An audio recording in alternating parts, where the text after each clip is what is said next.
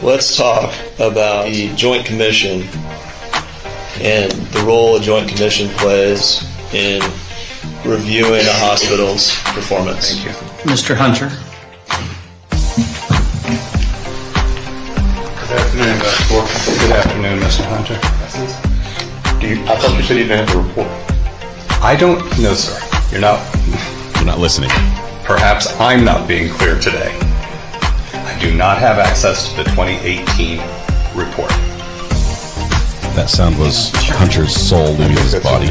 I thought I buried this Dracula several years ago. But you have an opinion to a reasonable management probability that the failure of the medical executive committee to address this caused or contributed to the harm of Mike Kowalski. Objections beyond the scope. You can answer. Thank you.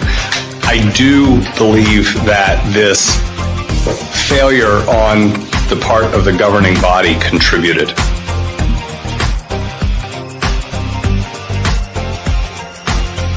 And this particular individual happens to also be remarkably charismatic and have phenomenal hair to combine with my, I guess, phenomenal beard. At 2, Rob, you're going to jump on the good hair stuff too? Really? Dude, why not? I mean, I can't keep this thing in order. Thank you for that. And speaking of looking fabulous, coming to the program right now, Dr. Joe Corcoran, who we have also labeled here as Dr. Good Hair. How are you? I'm great. Can you?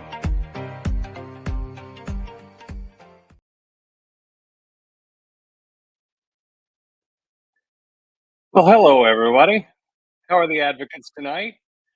I will warn you that I'm going to be a little distracted because I'm hearing a double audio, but I'll get that sorted out. I promise you, I've done this before, and I'm getting better at the technical glitches. Actually, some of you in the comments have given me credit for that, and I appreciate that. So, super excited about the episode that we have going on tonight. I have been looking forward to having Stephanie Spurgeon join us since I met her a couple of weeks ago. And as I previewed last week, Stephanie is a young lady who ended up on the wrong end of the court trial and a 20-year sentence that was ultimately overturned. So can't wait to bring you her story. However, I want to start with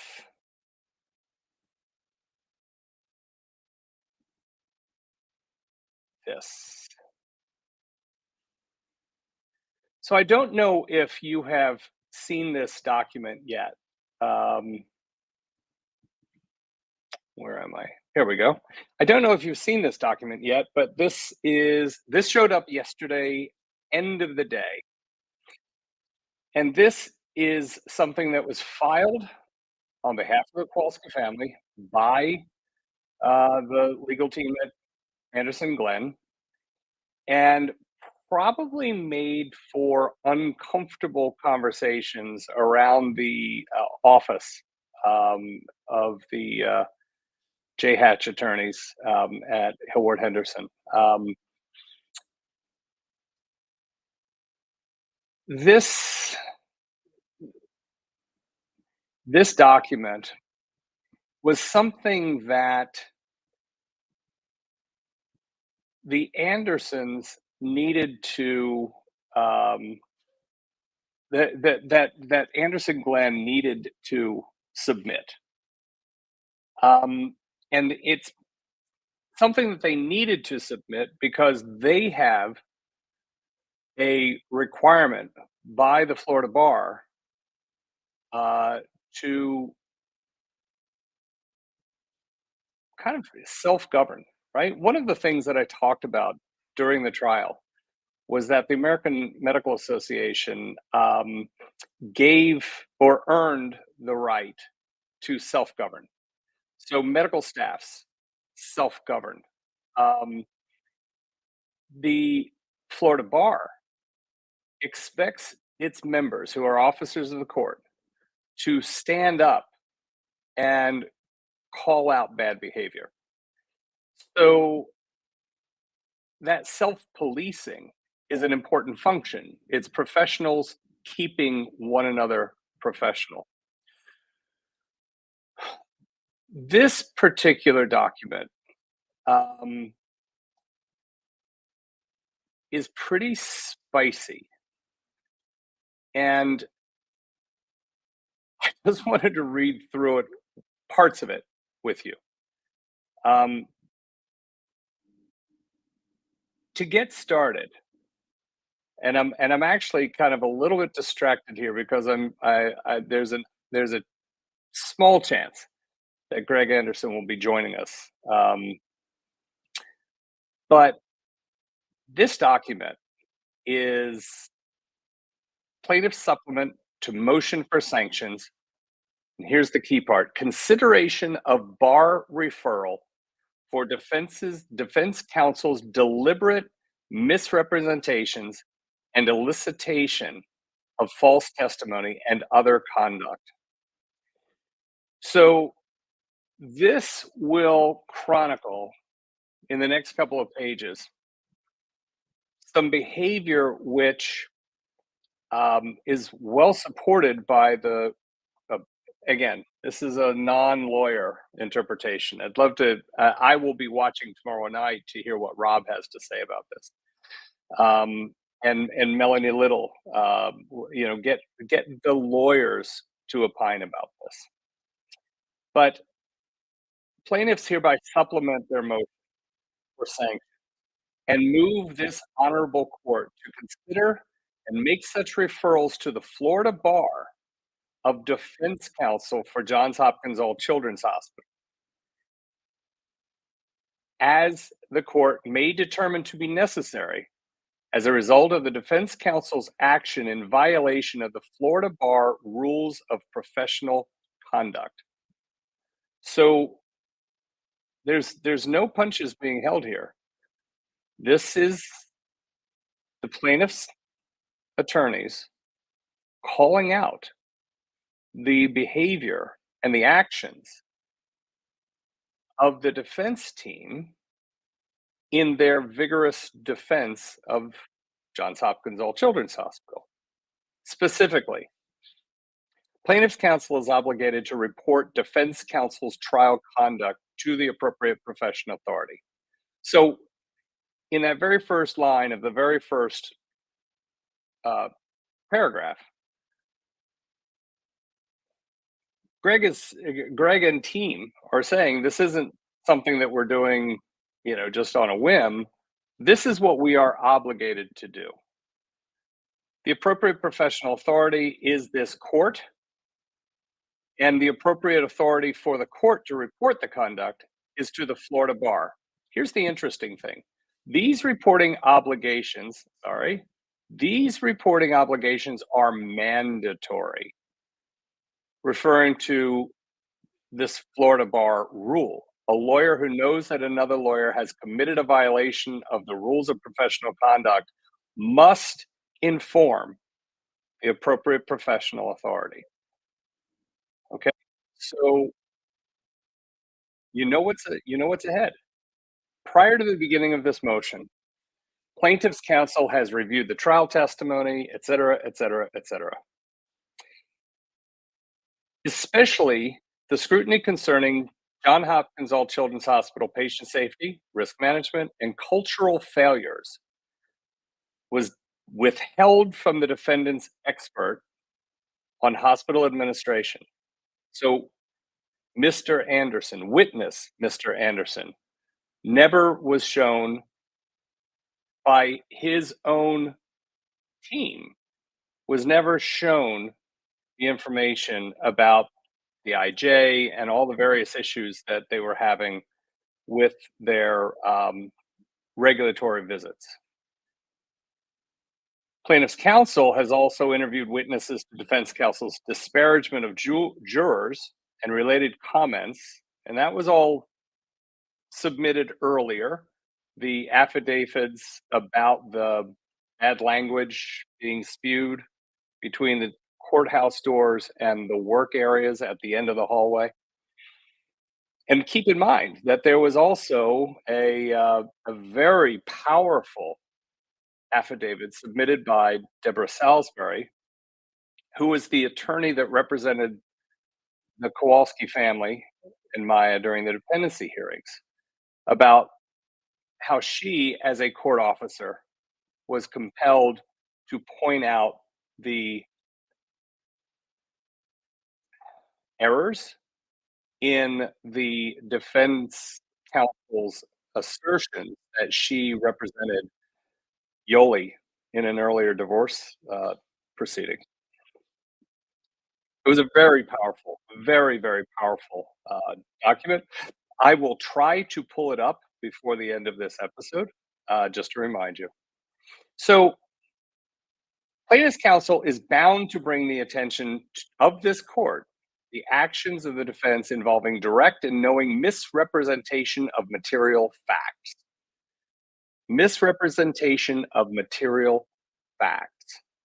The issue of the defendant's act and their status with the federal government and with the reviewing organization, the Joint Commission, responsible for reviewing hospital operations and the quality of patient care, was at the core of defense counsel's, there's that word again, contumacious scheme to bolster the reputation of the defendant and to create a false impression that its actions and organizational culture had already been reviewed by the authorities with the most power to consider its risk management structure and safety record, and that JHATCH's management, including risk management and patient safety, were above reproach. If you recall, that is what Judge Carroll referred to as everything was hunky-dory, right? So, paragraph 4. Defense counsel fostered this false impression throughout the 9-week trial, first arguing to exclude the testimony of plaintiff's hospital management expert to the contrary, based on Centers for Medicare Services findings of immediate jeopardy and reporting of the same. And then eliciting false testimony from the defendant's hospital management expert to the effect that the hospital was and always had been in good standing. Paragraph 5, after maintaining the position before the court and the jury through the elicitation of false testimony and direct misrepresentations of material fact, and after a ream of documents was discovered to be in defense counsel's possession, proving the contrary. Remember the boxes that were finally turned over during the deposition of Ms. Green? Defense counsel reluctantly admitted under questioning by this court, this judge, that the documents reflecting the true status of JHATCH's organizational culture and patient safety record were withheld from the defendant's hospital management expert and never disclosed to the plaintiffs. They then go on to quote the transcript to point it out. The court confronted defense counsel over the withholding of material information from their own expert in the elicitation of false testimony. Quote, the court, Judge Carroll, let me ask this, let me cut you off. Did you even provide witness Mr. Anderson with any of this information that we've been discussing since Wednesday afternoon? Mr. Hunter, yes, sir, we sent. Judge Carroll, he was provided the information because we had an issue with what was produced to Mr. Anderson, witness Mr. Anderson. So I want you to be very clear about what was specifically produced to witness Anderson. Very, very specifically. Mr. Hunter, since Wednesday, he was sent the certificates. Remember, Judge Carroll cut him off. I don't care what happened since Wednesday. At the time he testified to this jury, had the defense even provided any of this information that we've been discussing since Wednesday? Mr. Hunter punted to Mr. Shapiro. And Judge Carroll said, Mr. Shapiro, do you want to step into the breach here? I'm sure Mr. Shapiro was super eager to stand up and become involved in the conversation. And he kind of hemmed and hawed a little bit and finally answered. I did not provide him Joint Commission surveys, no. So I don't know if he looked at anything online, but to my knowledge, no. The court, after Mr. Shapiro went on, wound up saying, didn't even provide the information. Okay, what's next, Mr. Hunter? And moved on. Paragraph 7. What became clear after the defendant was compelled to produce the documents it had withheld was that J. Hatch had been placed on immediate jeopardy for its patient safety and risk management failures, and that CMS, the Agency for Healthcare Administration, the state agency, and the Joint Commission had each made findings regarding the organizational failures at Johns Hopkins. Further, the concealed documents clearly showed that senior management recognized the cultural failures and took deliberate steps to counter the hospital's culture of fear and retribution that exacted swift punishment on hospitals' employees who spoke up on behalf of patients. The corporate representative, Angela Green, testified that the cultural failures spanned at least 5 years back from the immediate jeopardy findings. And remember, the IJ was issued in January of 2019, retro to September of 2018. So this goes back to 2013, 2014.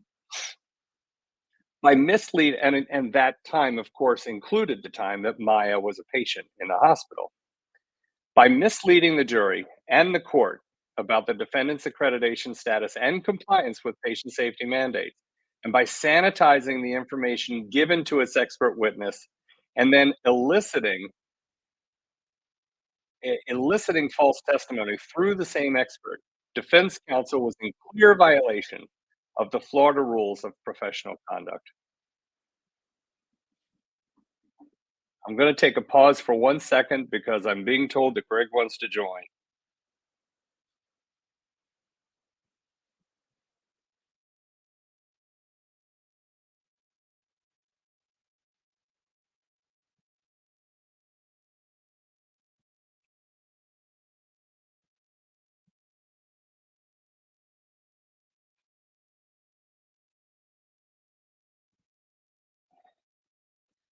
Give me 1 sec to send him an invitation. I was hoping this would happen, but not expecting it.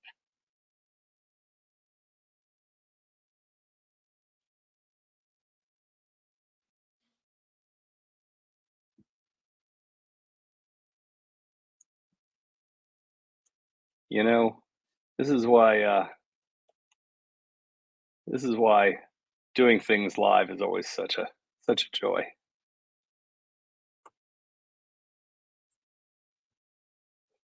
Okay, so that link is on its way, and I will hope to bring you Mr. Anderson momentarily. So let me go back to. So as I said, this clear violation of the Florida rules of professional conduct, and then the plaintiff's lawyers go on to spell out specifically which rules of professional conduct are being violated. Paragraph 9 shifts a little bit. A second basis involves the statements of defense counsel disparaging the jurors and the Kowalski family upon rendition of the verdict, as well as those public comments of defense counsel further disparaging the jurors and the court in the days and weeks following the verdict. Defense counsel referred to the Kowalskis in these outbursts as, quote, scumbags, and the jurors as, quote, 6 people from the bus stop. 2 months after the verdict, defense counsel disparaged the court through the local media, as reported by the Tampa Bay Times. Despite Tuesday's ruling, this is direct quote from the Tampa Bay Times. Despite Tuesday's ruling, Ethan Shapiro, co-lead counsel for All Children's, said that the hospital still plans to appeal the court's decision, quote, for as long as necessary. In a statement released Wednesday, he said, The court had failed to grasp the complex medical, child safety, and legal issues in this case. The court, that's Judge Carroll, had failed to grasp the complex medical, child safety, and legal issues in this case. Any fair and unbiased review of the facts and the law in this case completely vindicates the care provided by the experts at Johns Hopkins All Children's Hospital. Shapiro said in a statement, "It is a sad indictment of the judicial process in this case that those facts were concealed and that the law was misrepresented to the jury." I got to tell you, that is a big swipe right at Judge Carroll, and it's public record. You know, it's out there. That's gutsy. That's gutsy. That's gutsy. Let's move on. Defense counsel's public statements disparaging the court, the judge, and the jurors, coupled with the defense counsel's loud, profane outburst while exiting the courtroom after the verdict about the plaintiffs and the jury, is a violation of the rules of professional conduct. And again, they cite specifically which rule was being violated. A lawyer shall not engage in conduct that is prejudicial to the administration of justice, including to knowingly disparage, humiliate litigants, jurors, witnesses, court personnel, or other lawyers. The Florida Supreme Court's interest in ensuring that judicial referrals to the Florida bar are resolved correctly is demonstrated by an October 21 rule change. And this paragraph goes on to explain why it was not optional, but was mandatory that the plaintiff's lawyers called this out. And it goes on to basically say that if they didn't call it out, then they would be just as tainted as the bad actors. Referral of these matters to the Florida bar makes practical sense. The court has neither the time nor the resources to do the necessary thorough review. The Florida bar has those resources. Wherefore, plaintiffs have fulfilled their ethical duties of reporting conduct as required by the Florida bar rules and move this honorable court, Judge Carroll, to take those steps as the court determines are required under the rules regulating the Florida bar, insofar as referral to the Florida bar for further investigation. So this is submitted by Greg Anderson, Jennifer Anderson, Nick Whitney, plus the appellate team of Tom Elliott and Amy Farrier.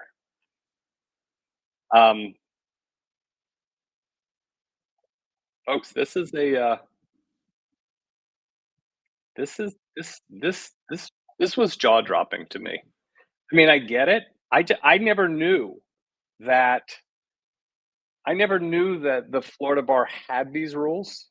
I will tell you that in the past, I've been frustrated that the medical board, their process is not as clean and effective and efficient, right? It's very hard to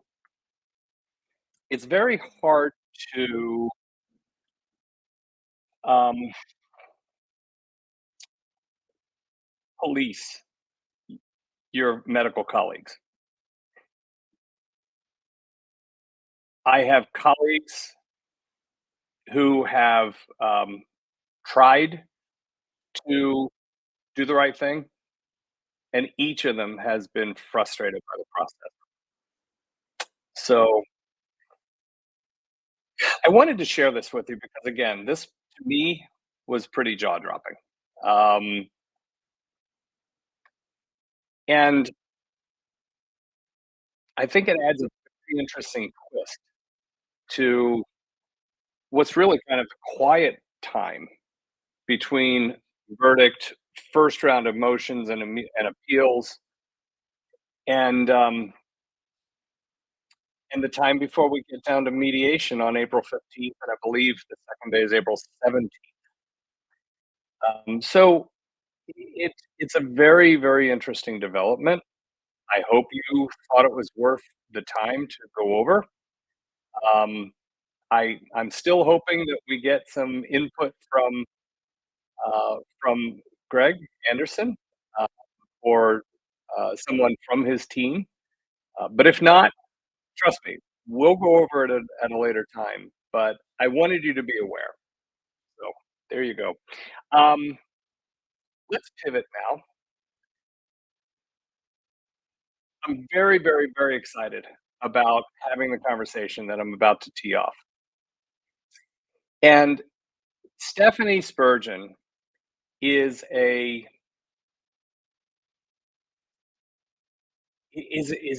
very sympathetic figure, um, but also someone to really be admired for her perseverance, her resilience, her tenacity, her ability to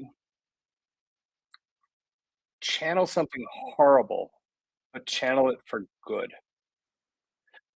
Let me introduce you to Stephanie by reading to you from her page, which is hosted on the website of a group called the Innocence Project of Florida.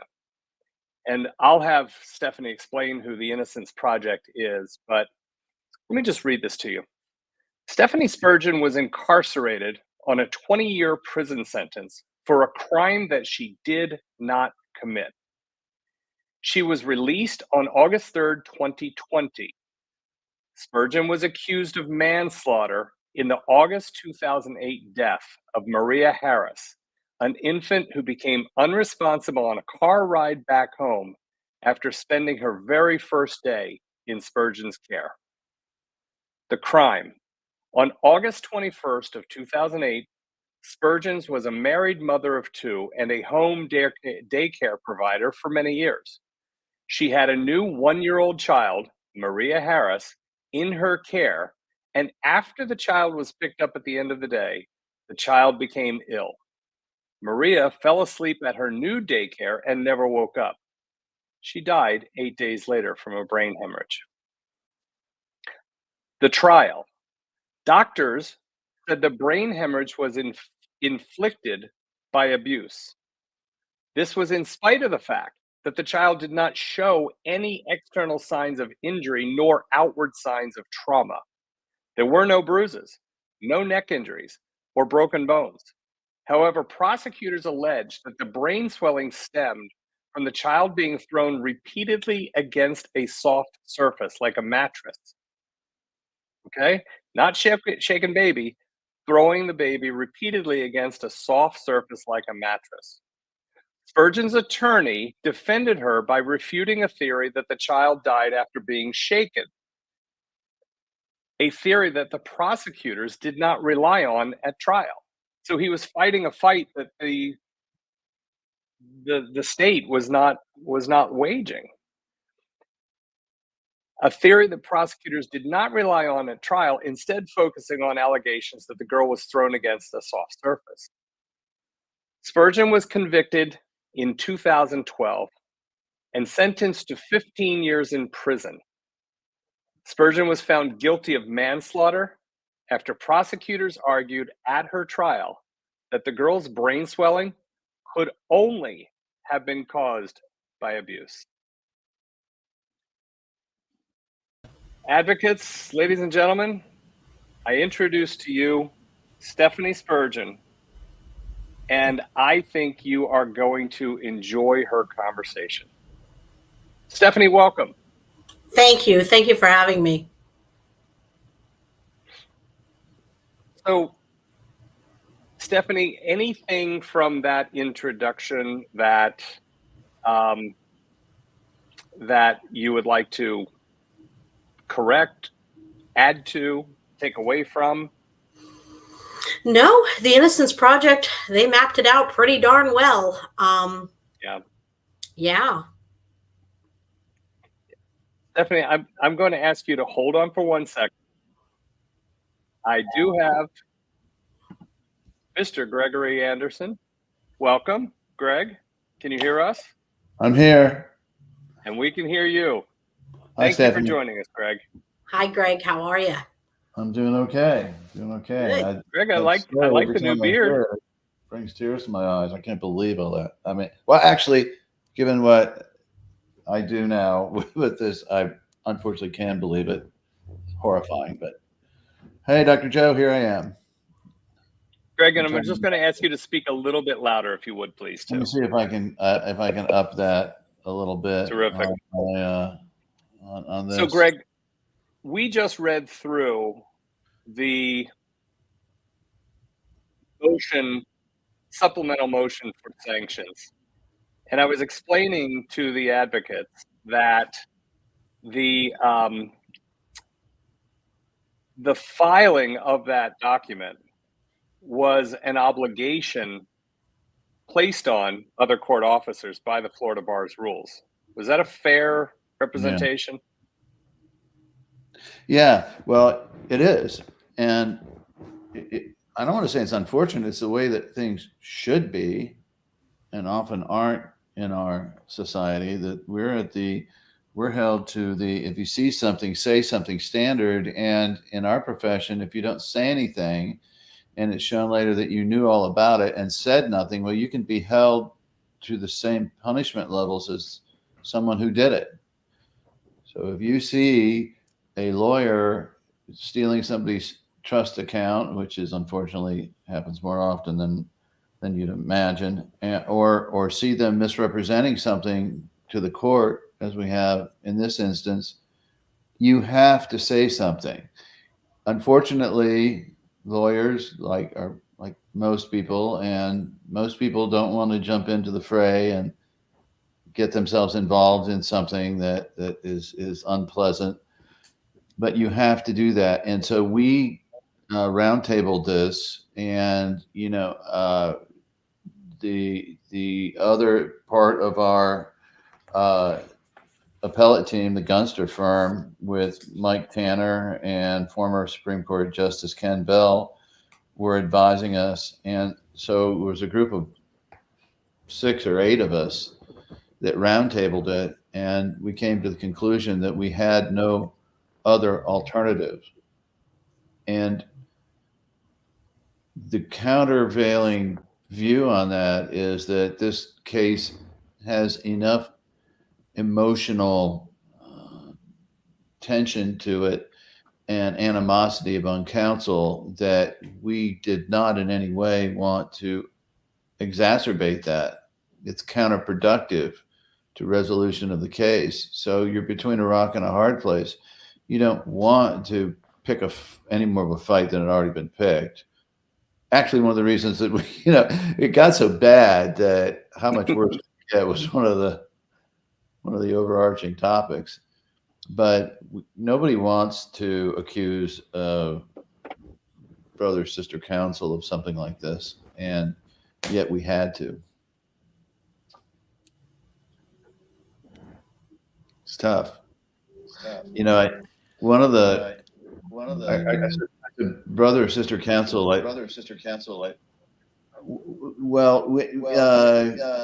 I'm speaking before a lot of different organizations. Actually, I'm getting some feedback here. Maybe I better turn this down. I'm trying to get it straightened out here, Greg. I apologize. Okay. No problem. So I'm speaking before a lot of these organizations, and I've had the privilege to appear in courts outside of the United States before. And in a lot of jurisdictions, they refer to each other as brother or sister counsel when they're addressing the court. And I think that although many people may find that archaic, I think it's a wonderful, wonderful way of proceeding, because it reminds everyone that we are all under a duty and responsibility that elevates us above the fray, above the current issues and conflicts that we're supposed to be resolving. We don't do that in the United States. I wish we would if it ever were, which I think it was at some point, the procedure to do so, I think we should, because it reminds us that we're supposed to not get so deep into this stuff that we forget who we are. Yeah. And that we're a profession, and we shouldn't be doing the kind of stuff that we saw in that courtroom. And it's not that Mickey, who I will point out to you is in South Africa, and it's about 1:30, 2 o'clock in the morning for not that Mickey, but points out this is the same as a doctor or a police officer reporting another peer for doing harm. It's mandatory to report. I think this is such a smart move. Do no harm always. Great point, not that Mickey. Yeah, that sure is. It sure is. And I think South Africa, which is a common law jurisdiction based on the British model, I can look it up pretty quick, but I think they do that with the brother and sister and have the same essential rules of professional responsibility that we do. And I will point out that not that Mickey also added, love the new look, Mr. Anderson. Yeah, we're having a debate, so I'm always interested in the view of of your audience here. A number of my friends say, "Well, it just looks like you haven't washed your face in a long time." And but you know what? It's funny. Somebody commented earlier, and it's out of my view right now, but I think they said it wiped 20 years off your look. I'm going to go more of it then. So tell the charming Mrs. Anderson that she might want to keep a razor nearby. Oh, I'm on it. She's on. Hey Jen, how are you? Everybody's got an opinion, I'll tell you that. Yeah. One of my closest friends, Lynn, he's gonna have dinner with him later tonight, and we're buddies again from Duke, and he took what we were Zooming earlier, FaceTiming, and he said, "What the hell is that?" What's my attempt at a beard, whatever this is called. He goes, "Oh, gross." Well, I will tell you that I recently, 2 summers ago, I tried to grow a beard, and trust me, I have a face that's meant to be clean shaven, and I grew a beard for about 10 days to 2 weeks, and my wife loved it, my kids loved it. I couldn't stand it because it was this color white. It wasn't this dark. It came in full on gray. It is a problem. I know. I couldn't. My fragile ego couldn't take the aging part. So, what? Real quickly, because I want to spend some time talking with Stephanie, who actually I met through Nick Whitney. So what happens from here with the amended motion for sanctions that you submitted yesterday? Right. Well, we had some research on that too, because typically what you would do to submit this directly to the Florida bar or whatever bar association as a member of the bar, and then there's a form that you fill out basically and submit it. In this instance, we again tabled it with our very, very elite and well-researched appellate counsel. And they assured us that in this setting, when you're in a trial, that the supreme authority is not the bar, but yet the trial court. And so we are to submit that to the trial court, and the trial court makes the call whether this is something within their jurisdiction that they would handle within the context of the trial, or whether the conduct exceeded what they as trial judges are, I guess, willing to tolerate, or however you want to phrase that, and it needs to go further beyond to the Florida bar. And so what we had to do then was put forth the facts and the rule and the law and give Judge Carroll as much of the information as we could. And then Judge Carroll makes the call as to whether this is something that should be referred to the Florida bar. And that actually has been subject of quite a bit of controversy within the bench, because there are, and we learned this because one of our appellate attorneys is a former recent president of the Florida bar and is cognizant of what's going on with that, as is obviously former Justice Bell. And Mike Tanner had told us that the bench has been very concerned with the fact that they have, when they make a review, it has not gotten the level of scrutiny that they would like. Now, countervailing that, in defense of the bar, it so happens that a couple of good friends of mine, one from high school, believe it or not, I went to 7th to 12th grade at Episcopal High School in Jacksonville, that recently retired, and we had this discussion about, well, if these judges are sending you these, what are you guys doing on the prosecution end of it? And I won't mention her name or tell you any more about background, because of what she said, which was, we have a hard enough time prosecuting the lawyers that are out there stealing trust account funds. We have so many cases that are so abysmal in terms of the direct harm financially to the clients that we get, it's almost like you've got to take care of those first, and then you get to the level of just your basic unethical conduct at trial or within a hearing or to opposing counsel.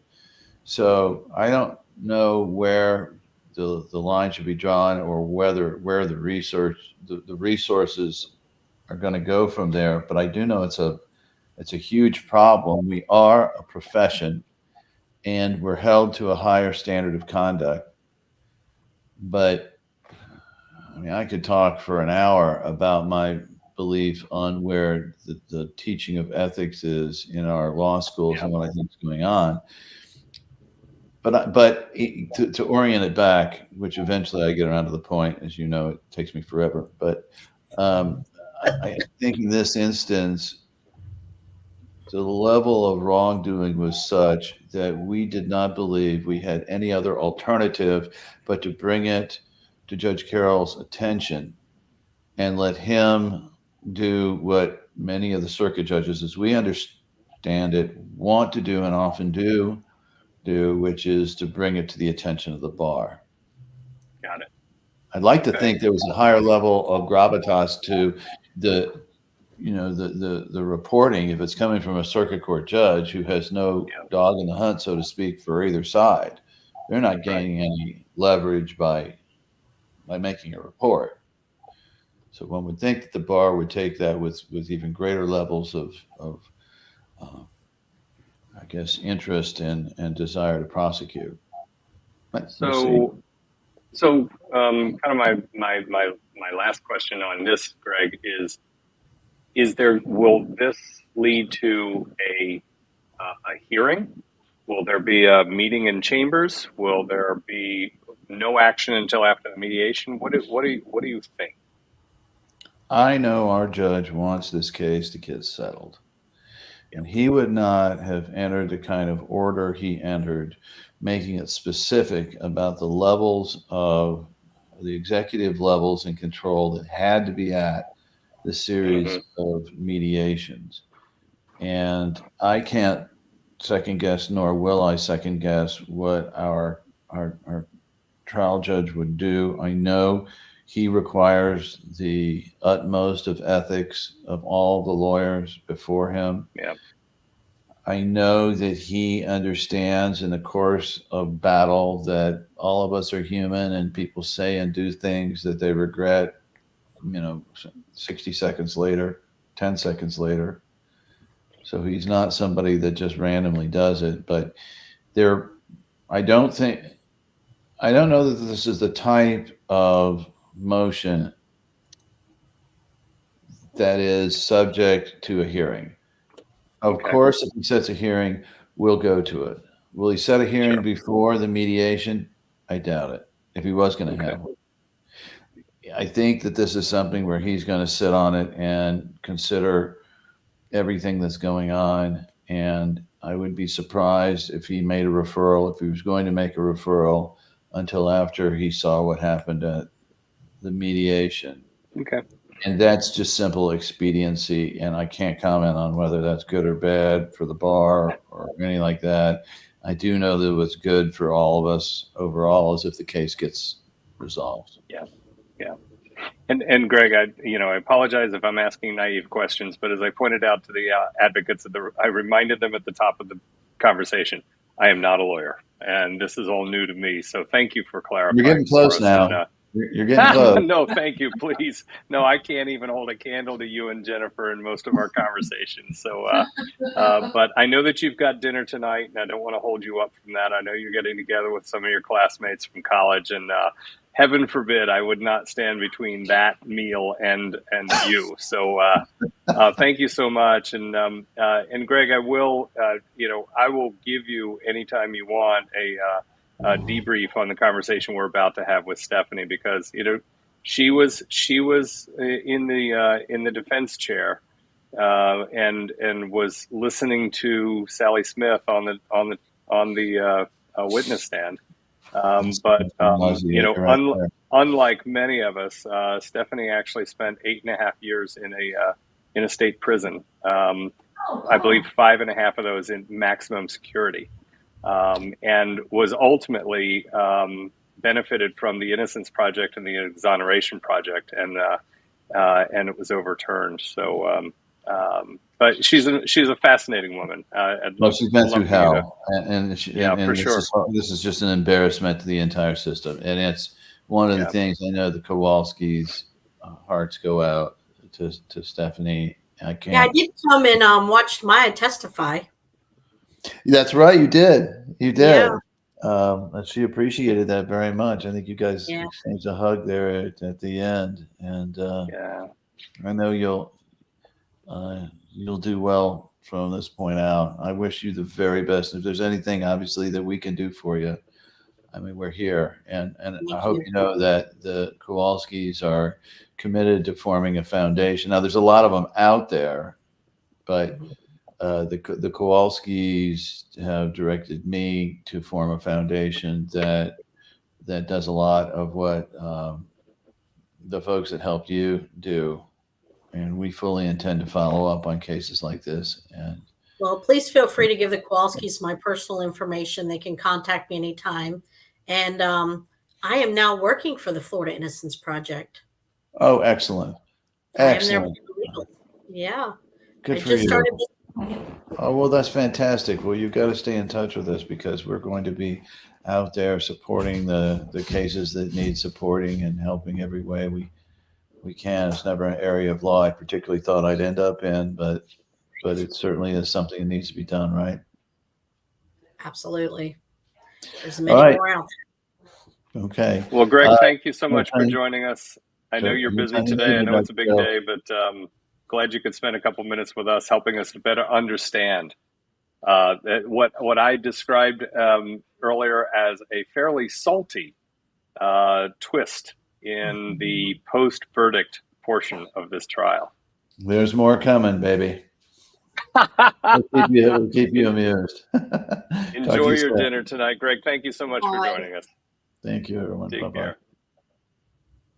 So, Stephanie, I apologize for derailing our momentum going in, but Stephanie, it's interesting because while we were talking with Greg, I actually saw a great comment come in from LA, and LA is a frequent contributor to the conversation here, and I appreciate their support so much. Stephanie, you've been through the unimaginable, even before Dr. Smith falsely accused you. I'm so sorry for the loss of your baby and for your stolen time. So, Stephanie, let's talk a little bit about something that truly is unimaginable. I mean, I could not. Hey, Joe, I don't know if you're able to hear me, but yes. My camera just bleeped out on my end, and I can no longer see you. I can see you and I can hear you. We're good to go. Can you hear me? Stephanie, can you hear me? Oh no. And your little box is spinning. Uh-oh. So, Sally, if you would just let her But know I to am reading the reboot. comment. It seems like the computer has froze on the comment, and it may be my Wi-Fi here. I am in a hotel. And there she goes. So, so again, what I'd like to do, Stephanie or I think Brina, if you could just reach out to her and ask her to reboot. I do think that because she's on a hotel Wi-Fi, we're probably not getting a very consistent high, wide bandwidth support, but that would be helpful. So, what I think is really fascinating is that Stephanie's story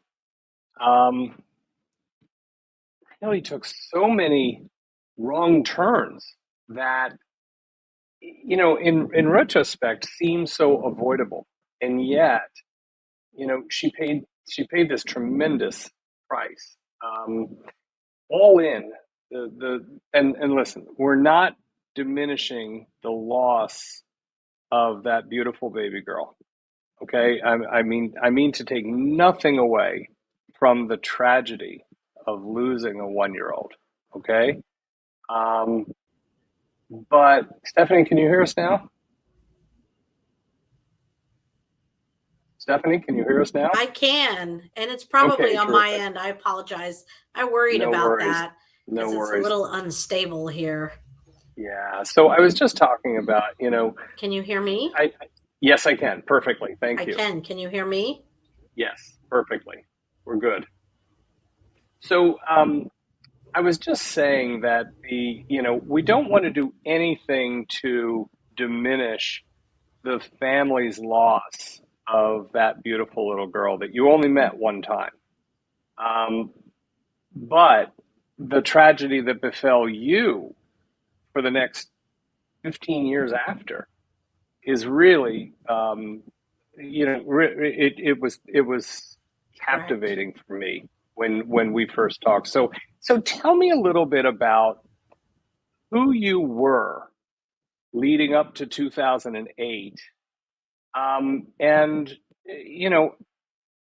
just, I mean, it seemed like you had the perfect family. It seemed like you had, you were married. You had 2 kids that were growing, and we've lost her again. This she she has 2 children who have since made her a grandmother. She had been married for double digits number of years. And she was doing home-based daycare for a variety of reasons. Stephanie, I was just talking about how you were married for many years, how you have 2 children, and how you were doing home-based daycare for a variety of reasons. Do you want to pick up the story there? Sure. I don't know how much time we have. What time are you usually? All the time you need. Perfect. I had a license in home daycare for about 15 years. Like you said, I was married for 19 years and had 2 beautiful children. I was the Girl Scout mom, the Cub Scout leader, Crime Watch chair, president of HOA, did all the things that normal people do, I guess. And Maria came to me for 1 8-hour day. And as far as I could tell, everything was normal. She left my house. She stopped responding. She went to the hospital. And exactly as you described from what the Innocence Project said, she, unfortunately, they pulled life support after she had been on it for about a week. And the nightmare behind that ensued for me. Things got a little crazy. The very next day, I had the sheriff at my door, and I come from a family. The day after the baby died? The day after she collapsed, I had law enforcement at my door. And I come from a family of law enforcement.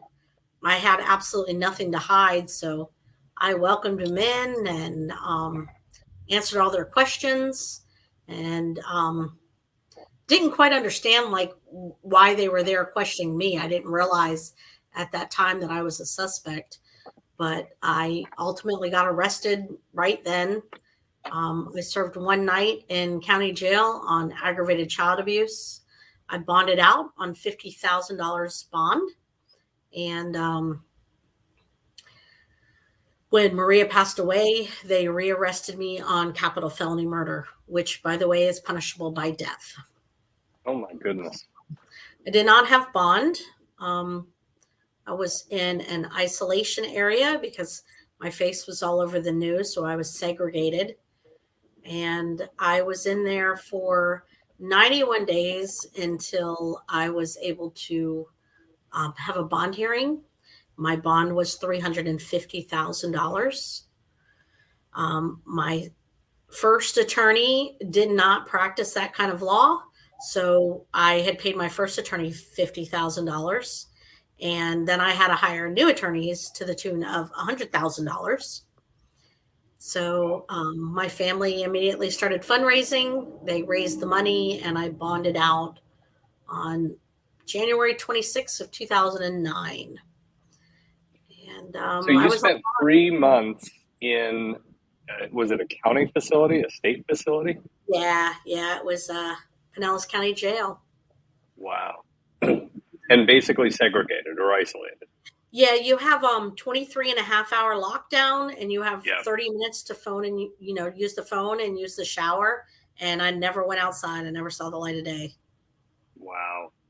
So that just started. And that was just the beginning. Yeah, that just started the nightmare.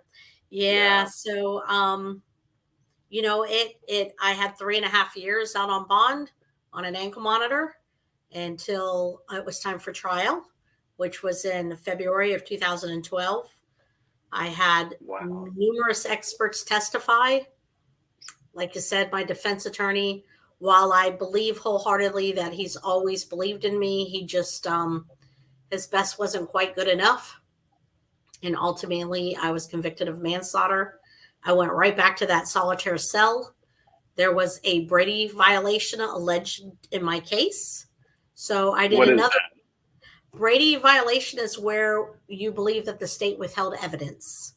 Okay. So I went back to that solitary cell for another 5.5 months while we fought that.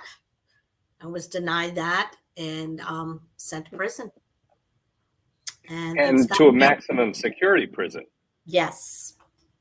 Maximum security prison. Because, Stephanie, I got to tell you, you look threatening.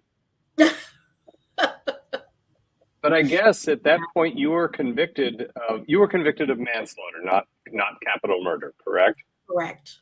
Stood trial. But still. Capital felony murder, but convicted of, I was acquitted of that, got convicted of manslaughter. So the way that DOC sees it is at that point, my security level was high because I had a 15-year sentence. So I had to go to a maximum security prison. Oh my goodness. So I do not want this to become a conversation about, women's prisons. But personally, I could not imagine having that much of my freedoms restricted. And it would absolutely kill me to lose those freedoms over something I know with absolute certainty that I did not do, but yet was just convicted of it anyway. How in the world did you cope?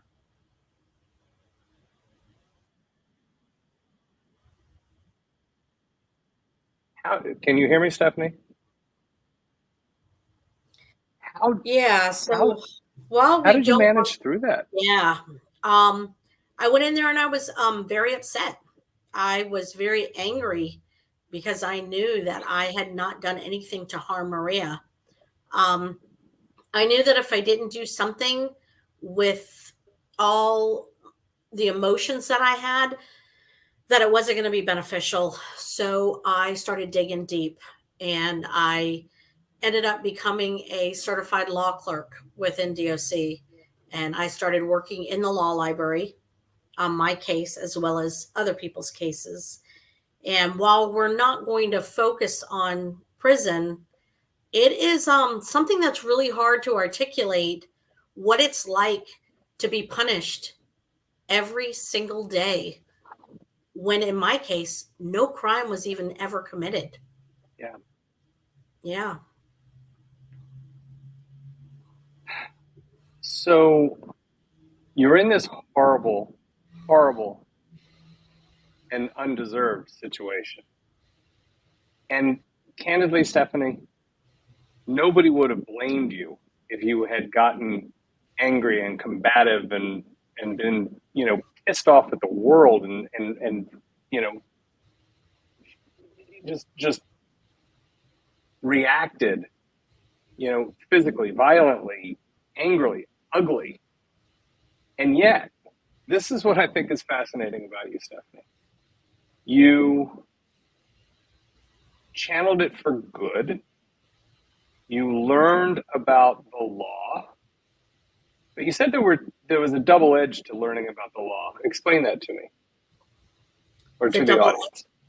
Well, one was to help your own defense, but there was a secondary gain to that as well, right? Oh yeah. Well, prison was not something I ever knew anything about. I didn't know anyone that had ever been to jail or to prison.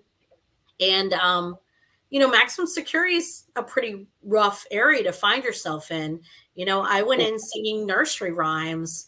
I didn't know anything about prison or how to defend yourself in there or what that environment was like.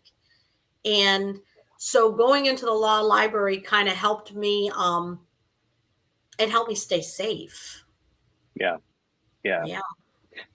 So learning to advocate for yourself in a path that ultimately led to you becoming credentialed as a paralegal, correct? Correct. That helped keep you safe. Yes. Because if I may share the phrase that you used when we spoke the other day was, nobody wants their jailhouse lawyer banged up, right? Right. But so now you have developed skill. You have, what it sounds like to me, Stephanie, is that you let go a lot of the anger and the unfairness of it. You let go of the victim part of it, and you focused on your redemption. You focused on getting you another bite of the apple, another hearing. So talk about, I know that the process was very up and down for you. Yeah, Can it you was. share that with the advocates? Absolutely. I went in there and for my case was very medically encompassed. So not only did I have to learn a little bit about law, but I had to learn a little bit about medical as well. And when I got into that law library environment, I started researching like who could help me as well as writing my own motions. And I had help. There were other wonderful law clerks in there. One of them is Amanda Brumfield. She's fantastic. She's also a Florida Innocence client. Innocence Project of Florida. Yeah. So we collaborated and put our heads together and drafted motions. And I reached out. I wrote every organization that I possibly could write to see if I could get any help out there. And one day I got a call, and it was Seth Miller, the executive director of the Florida Innocence Project, Josh Teffer, who is from the Exoneration Project, and Kate Judson, who works for Center for Integrity and Forensic Sciences. And all three innocence organizations joined together and took my case. So that was a monumental moment to be able to have three innocence organizations then take over. So I'm going to stop you for a second because I know that they didn't just come across your case. How in the world did you get them to notice your case? Yeah. Well, I was obviously writing them, but I got really lucky because, as I told you, Amanda Brumfield is a Florida Innocence Project client. She was housed with me, and we worked together in the law library So when Seth Miller and Kate Judson came to see her, she talked about my case, and that shed light on me. So without her, I may not have gotten so lucky to be picked up as quickly as I did. Wow. Yeah. And so having those three advocacy groups pick up your case, as you phrased it, that had to give you hope in an otherwise hopeless environment, right? Yeah, it gave me like some vindication. Like I finally knew, like I knew I hadn't done this. But knowing that three organizations all looked at my case, and I need to take a minute to explain, if nobody out there understands, like these organizations, you have to meet a high bar for them to take your case.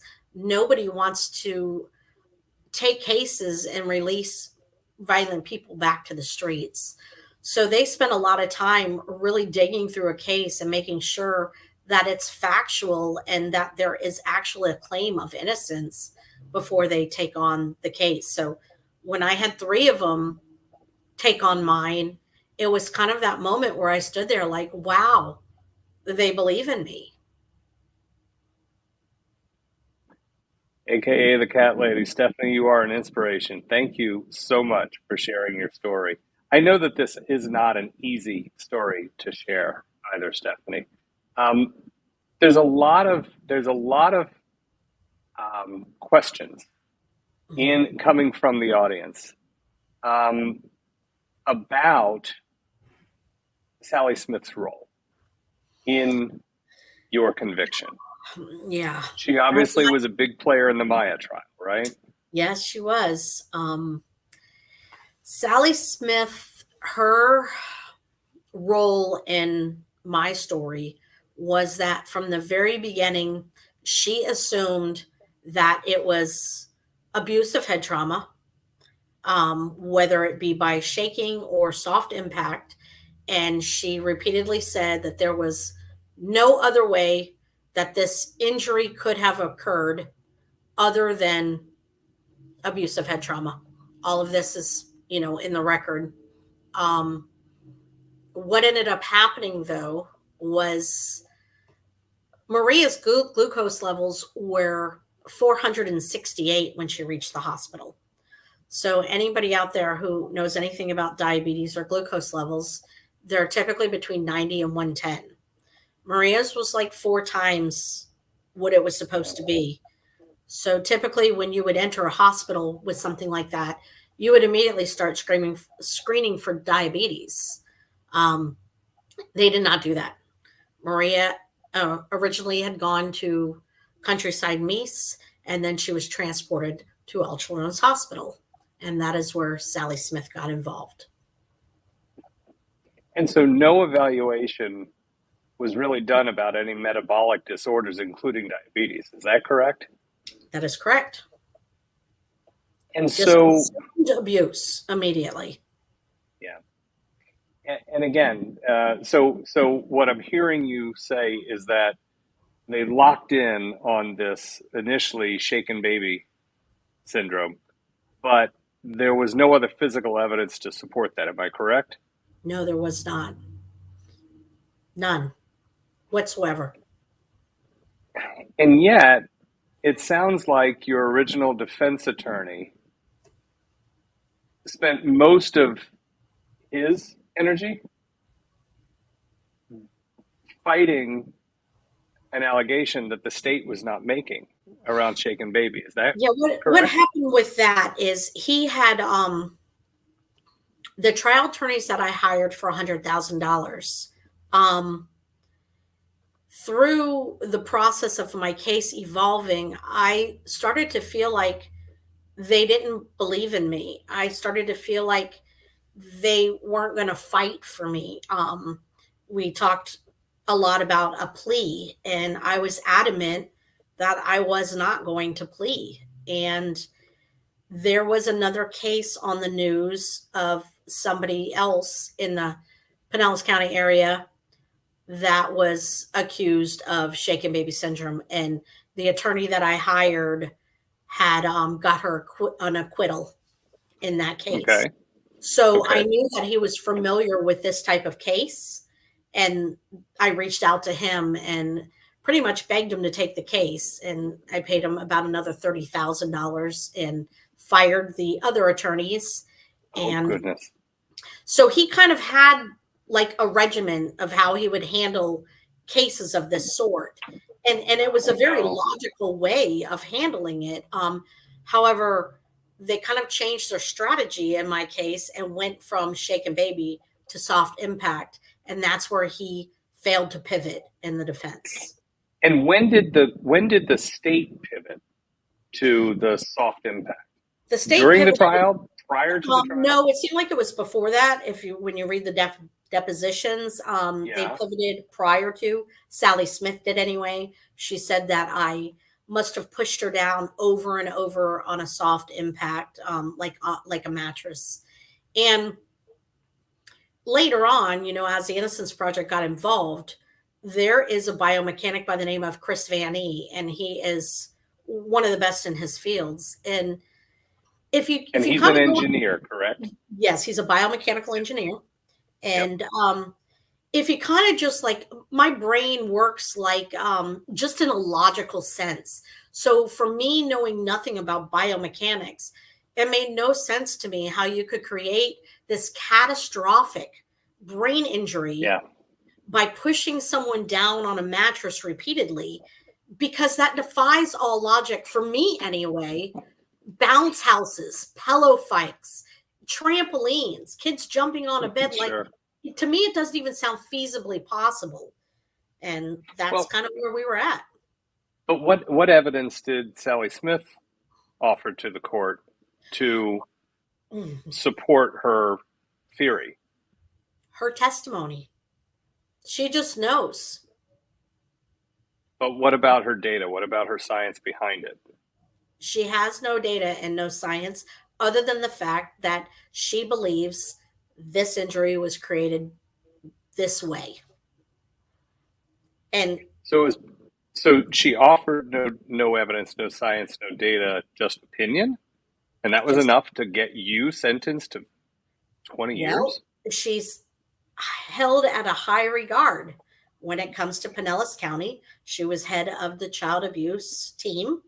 And she said that this is what she does. This is what she sees. And this is what it is. Wow. Right. I would like to be that. I would like to have that much influence just in my house, right? Right. Let alone an influence over really a stranger's life. Yeah. It's remarkable. So let's turn the page and talk about it. Now you've got the Innocence Project, the Exoneration Project, and a third organization, which is Center for Integrity and Forensic Sciences. Center for Integrity and Forensic Science. In forensic are they Florida based, or are they a national group? No, Center for Integrity and Forensic Science is based out of Madison, Wisconsin, and the Exoneration Project is out of Chicago, Illinois. Chicago, right. So the only local resource is the Innocence Project of Florida, which you are now working with, correct? Yes, I am. We'll get to that in a few minutes. So now you have these three organizations that have said, thanks to your cellmate, Amanda Bromfield, who thanks to Amanda, who really was your PR mouthpiece, right? Yes, but thanks to her growing awareness of your case, which is incredibly generous, right? Mm-hmm. But she did that, and now they've said, you know what? Let's take a closer look, and that gives you hope. So tell me what those early days of, I'm sure nothing moved fast enough for you. I'm sure you were hoping that they would turn things around in a matter of hours, and that's not how it works. So can you explain to me and to the advocates how it does work? Yeah, the wheels of justice turn very slowly, if they turn at all. Yeah, it takes a very long time. And Rightfully so in one angle. You think about people that have been convicted. You feel like, they've been found guilty in a jury of their peers. Now, mind you, they weren't my peers, but it was a jury of peers. And, everybody feels like they got it right. So when you try to undo a wrongful conviction, it is truly an uphill battle. Nothing is easy and everything is slow. So I filed prior to them coming on what they call a motion for post-conviction relief, and it was a 3.850, and I was basically arguing that I had ineffective assistance of trial counsel. So I levied in, I don't know, maybe like 15 grounds. I was proud because about half of them locked in, and I had leave to amend on the other grounds. They gave me 60 days leave to amend right at that time. What does that mean? That What does means that mean, leave to amend? you didn't hit the prongs that they want you to hit. There's a Strickland standard, and you have to hit certain prongs in law when you are arguing this type of motion. For instance, you not only So they gave you 60 days to build a stronger argument. correct. They That didn't aligned with the requirement. right. So Okay, got it. we had those 60 days. The three organizations came on right at that time. So they were able to take my motion, rework the grounds that didn't make it in. We had phone conversations, and we decided to drop some grounds that they didn't feel like it was strong. And they brought in new grounds that were obviously the ones that overturned my sentence. So those first few But days, initially, your arguments did not advance the cause, right? I mean, you got turned down. well, yes. So taking you through basically the process, we levied in that 3850 with the help of these three innocence projects, and I was granted an evidentiary hearing. That meant that the grounds were strong enough. There was enough in there for the judge to think, I need to take another look at this. So in 2018, I was transported from prison back to Pinellas County Jail. And it was a back and forth process for evidentiary hearing. We had 6 pro bono experts that all testified. Chris Vanny being one of them. He's a biomechanical engineer. I had a geneticist. I had a pathologist. I had an endocrinologist to explain. Yeah. Yes, I had them all. Yeah. The best in their field, who all did this for absolutely free. Because Nothing they wrong with that. It was amazing. So we had back and forth this hearing that basically it lasted over a span of like 9 months, because I would have to go and come back and go. It was trying to get everybody's schedules coordinated, but we have these long hearings where, they put all the information up there for the judge to hear. And I felt like it was just, I just thought I was going to triumph. Like, I didn't feel like you could hear this evidence and not think, wow, we got it wrong. But the judge ruled against me. Yeah. So What? he ruled against me and he denied it. Yeah. And I went back to prison.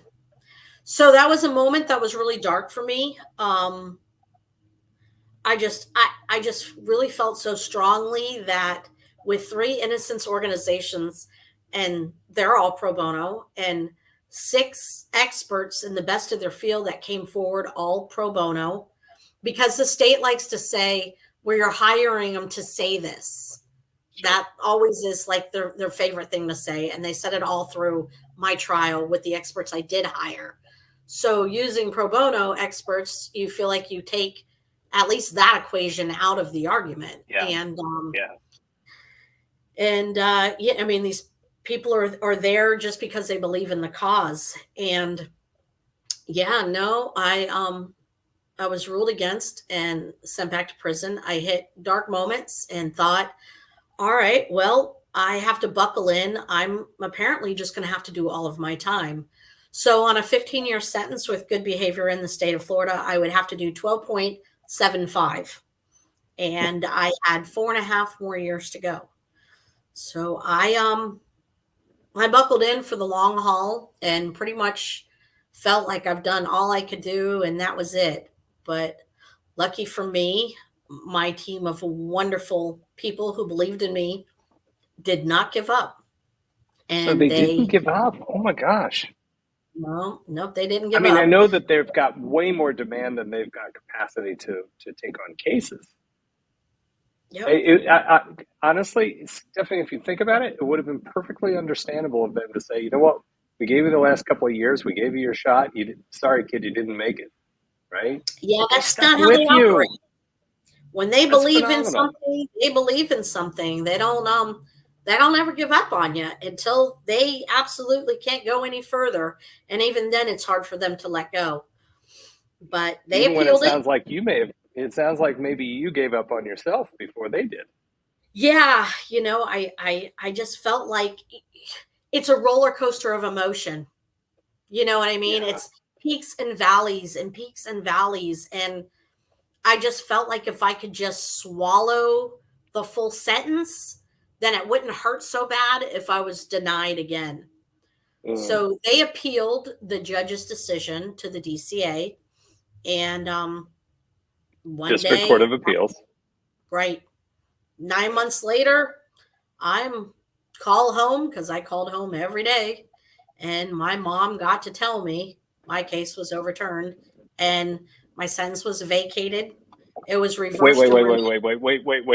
That was way too big of a point for you to just glance over. Tell me about how you didn't hear it from the court or from the lawyers or anybody in jail? You heard it from your my mom? attorney tried very hard to get a legal call into me, but not always can they get a legal call in. So they had called and shared the news with my family, and it was my mom who got to tell me. And of course, I kept thinking she's got something wrong. You know what I mean? Mom, At the like, front door. you're missing something. You misinterpreted God. something, something. But no. Yeah. So the lawyers did follow up with a call. Like, I think it was the next day when they could finally get on the schedule. But yeah. So immediately I knew I was coming home. Wow. It's still a process. It's even really hard to explain what it feels like to be laying in your bunk, still being punished every day for something that now is overturned. Yeah. And yet now I have to be processed out. So I still had to sit in there. I still had to be an inmate. I still had to take it. And even though my sentence had been overturned. So, Stephanie, at this point, it's 2020? It is. And the case was overturned. So this has been arguably the dominant feature in your day-to-day life for 12 years. And you finally are told that your case is overturned and you're still in jail because you haven't been processed out. But for the first time, you can realistically think about going home. But talk about how things had changed at home during your incarceration. My husband and I, we didn't make it. We ended up getting divorced, and it wasn't because he didn't believe in me, because to this day we have a wonderful relationship.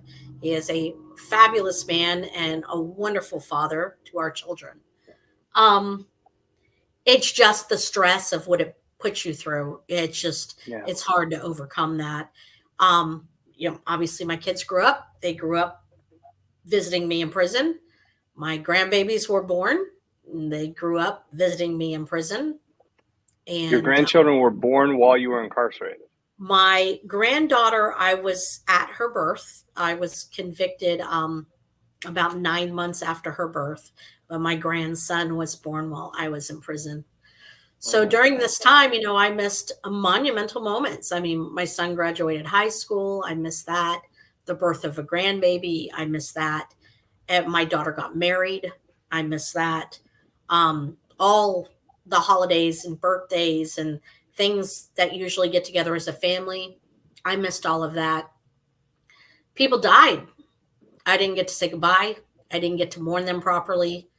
It was rough. It stole a lot from me. Wow. I'm going to need a couple of seconds just to kind of pull myself together. Yeah. It's powerful, Stephanie. And I'm just hearing about it. I didn't have to experience any of it. Right. And all of it based on an opinion. Yeah. So it's probably important to tell everybody what did happen to Maria. That's always, everybody wants to know, okay, so what happened? My experts, my pro bono experts, the best in their field,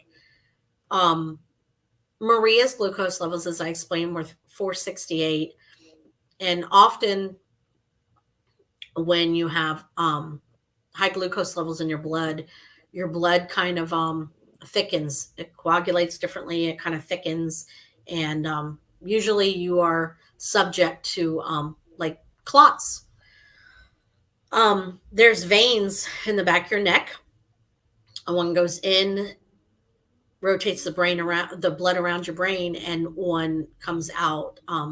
Maria had what they call a sagittal sinus thrombosis.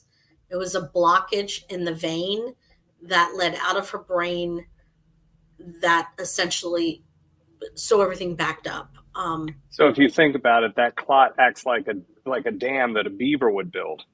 Right. And the blood, which is now has just delivered oxygen to the brain, can't get back to the lungs to pick up more oxygen to bring it back to the brain. Okay. That's correct. And when it backs up like that, it causes retinal hemorrhaging. It causes cerebral edema, which is brain swelling. And it ultimately caused her demise. It wasn't anything that anyone did to her. Nobody even knew that this was occurring. Now, had the hospital treated her properly, in my opinion and my experts' opinions, as you can read in the trial transcripts, it was her whole case was mismanaged.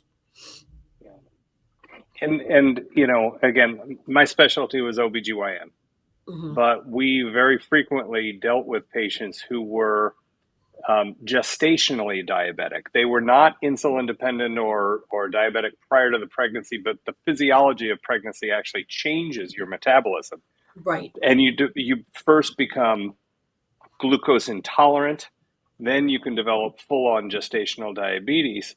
But in the worst case scenario, where our blood sugar gets to 400 and something, you're really worrying about diabetic ketoacidosis, where the body, the body becomes just unhealthy environment for itself, right? So, and 50% of pregnant women who develop diabetic ketoacidosis die from DKA, okay, in the moment, right? So it is a true emergency in my OBGYN world.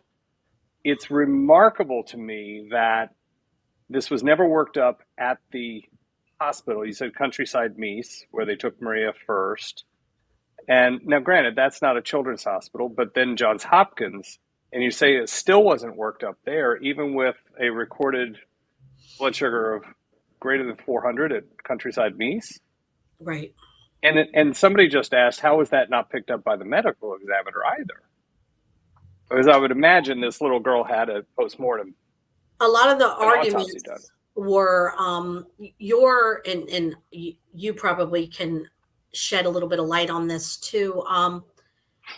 When you have high glucose levels, your glucose levels can actually come down if they pump enough fluid through you. If you're not taking anything in to cause your glucose levels to go higher and they pump enough fluid in you, essentially, it'll come out in your urine and your glucose levels will slowly not really become normal, but will actually come down. So I think And just for the record, the treatment of diabetic ketoacidosis is not huge doses of insulin. It's fluids. It's hydration. You are 100% correct. Their argument was that she didn't require any insulin and her glucose levels were within normal range. However, they were still in the 200s and 300s. Correct. You saw that in all of I the did. transcripts that I sent you. So, Yeah. they were claiming that I was within normal limits, but it still wasn't between the 90 and 110. The other argument that they posed was that her glucose levels were extremely high because of her traumatic brain injury, that her traumatic brain injury is what caused her glucose levels to go so high. Then there's a whole bunch of research when you follow The that traumatic through. brain injury, which was never proven. Right. Well, Gotcha. and when your brain does swell, it does do crazy things to your glucose levels. However, not to that degree. So things are kind of taken out of context when you looked at the whole scenario. No, what You're happened trying is, to prove a narrative. yes. And so what happened is they got there, they made their mind up that this was abuse and only abuse. And then that snowball started and they were not going to undo it. They just let it ride out, which to me is like the hardest thing, because as a parent, as a mother, just as a person, I would want to know the truth. I would, I'm not just looking for somebody to blame. I want to know like what really happened. And I can't understand how people could sleep at night knowing darn right well what they're testifying to is incorrect. And so let's talk a little bit more about this testimony. You did ask me what Sally Smith said, or what type of test she performed. She told the jury that Maria did not have any type of metabolic disorder because she was tested at birth. This is what the jury hears. So immediately the jury thinks to themselves, I would imagine, well, then obviously she doesn't have a metabolic issue, so it has to be trauma. Well, what comes out later in the evidentiary hearing is that's not a standard test that was done. Maria had never in her life been tested for diabetes. There was no ever any type of glucose testing in her. So the jury hears this, and naturally, they're just thinking, well, it was done, it was performed. You're testifying in an area of something that was never even done. So, like, leading the jury into believing something that's factually wrong. Wow.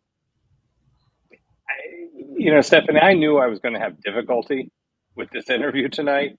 I underestimated it because, candidly, as you're telling your story, I'm trying to apply it to my own and trying to imagine being completely derailed in life the way that you were. I mean, you and I have had a couple of conversations leading up to tonight. I'm just kind of letting the advocates know that this is not the first time we've spoken. But as I said, I've, and obviously,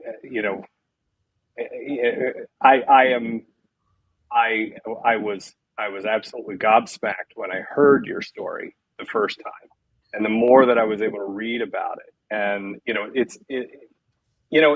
was kind of like when I started reading about the Kowalskis.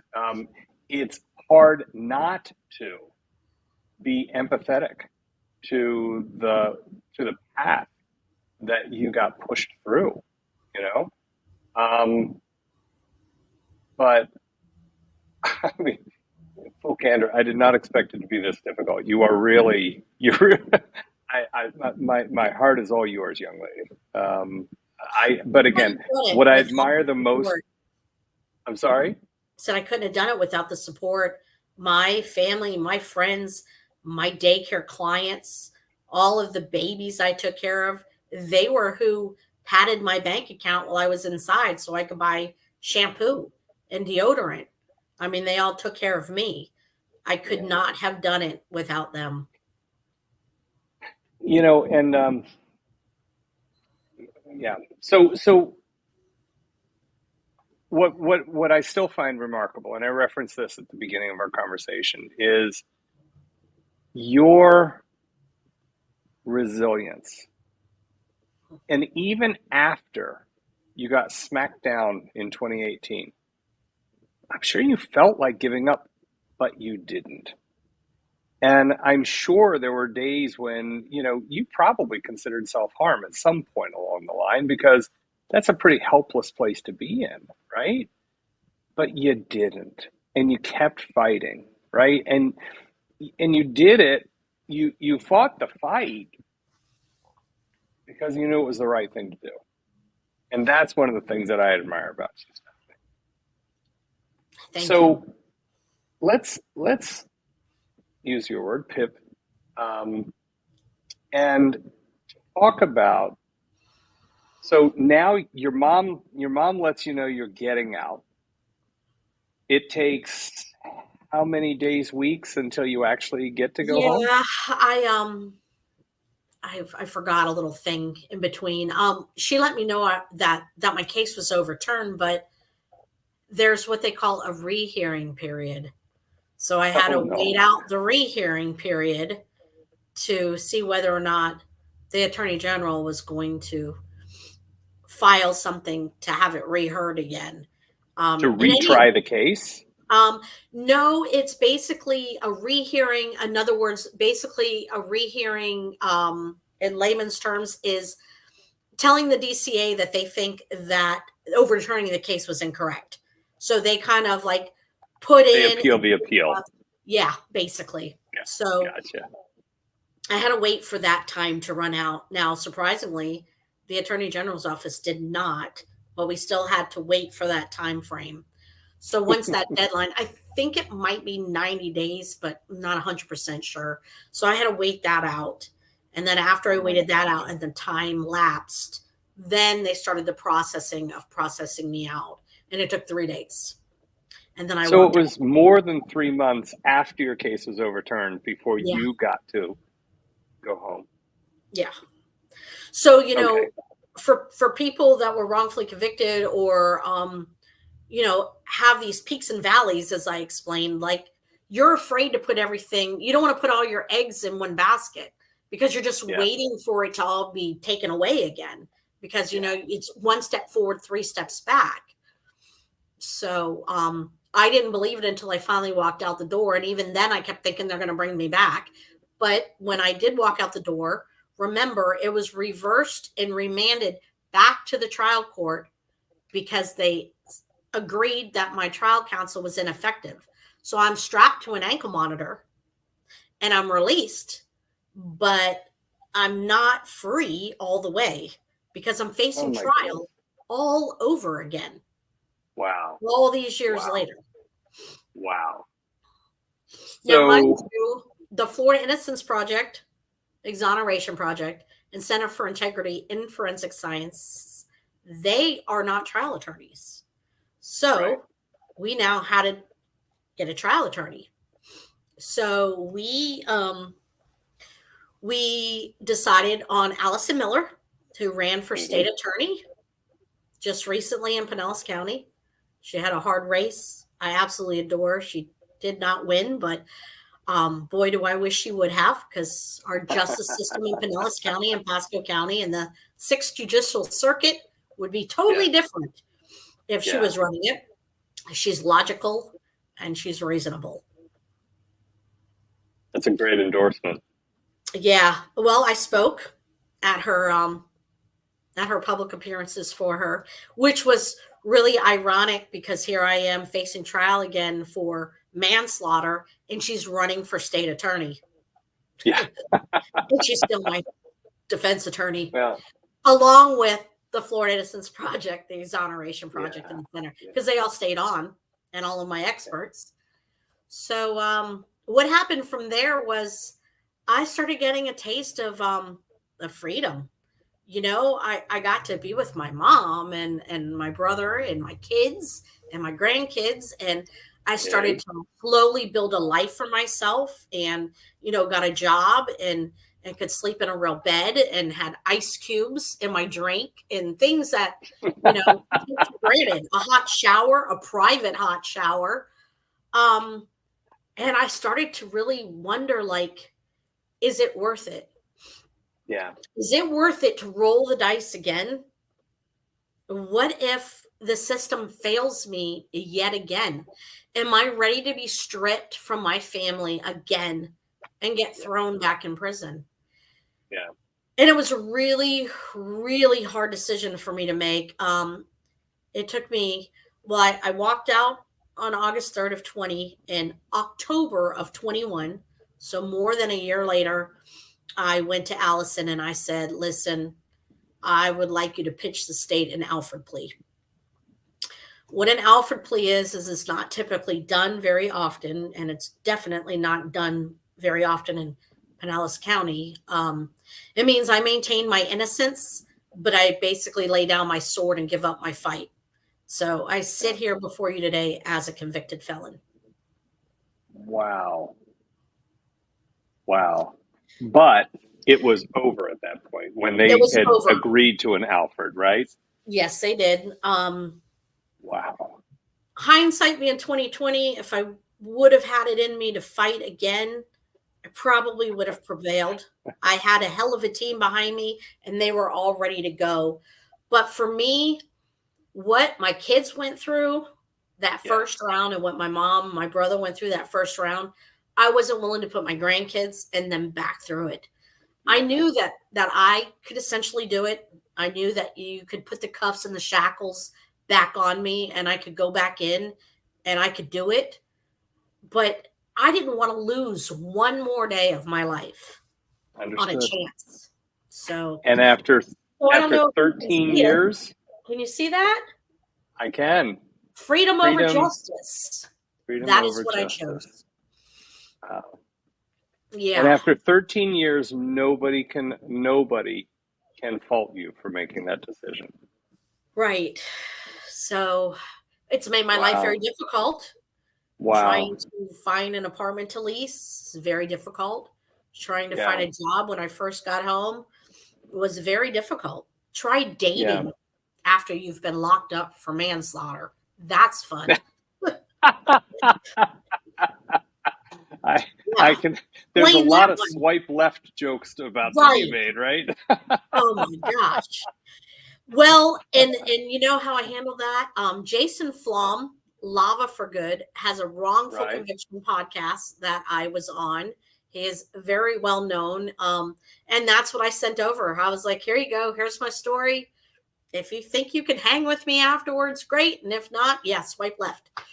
Because it is what it is. And I'm tired of trying to convince anybody of my innocence. I'm here. I'm walking and breathing, and I could care less if you believe in me or not. The people I love believe in me, and that's all that mattered to me. Wow. Yeah, if I'm not mistaken, so this is the website for the Exoneration Project, which is based in Chicago. And this was one of the three organizations that took up your case. And this is the podcast that Stephanie was referring to, Jason Flom, Flom.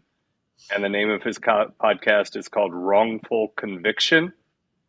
And Stephanie's case is featured in episode 248, which I had an opportunity to listen to as I was kind of thinking how best to share Stephanie's story with you. It'll really explain a lot more in detail. It explains a lot more of the medical behind it. It explains a lot of the legal behind it. Seth Miller and Allison Miller, which, by the way, they are not related. They both were on that show with me. So it really just breaks things down and really explains things in more detail. And since then, my daughter and I started our own little podcast where we do it out of a car. And I think it took like 7 episodes for me to finally get through my story, and maybe 4 for her to get through hers. But we call ourselves the Freedom Fighters Bring the Innocent Home. And we played around with it. We haven't really done a whole lot. But it was great to kind of take control and tell the story my way, finally. So, Stephanie, you no longer have the threat of this case hanging over your head, but you certainly have a lot of baggage that you will carry around forever as a convicted felon, right? I do. Hadn't even thought about the dating aspect, and let's not go any further on that. But You already talked about that you are divorced, but you still have a healthy relationship with your husband of 19 years. Mhm. Is your mom an active part of your life? Everybody is. I can't Outstanding. even understand the amount of support that I had, because if the shoe is on the other foot, I might start to wonder if the state and the law enforcement and everybody's saying you did this, how could Yeah. you have that much confidence in me? But they never left my side. But your kids are back in your life, your grandkids are back in your life, your mom's back in your life. So that core circle never left you. Is that correct? That is correct. Can I ask a question? And if this is out of bounds, by all means, just Nothing's tell out me. of bounds. Go right ahead. Have you ever had any conversation with Maria's family? I have not. Okay.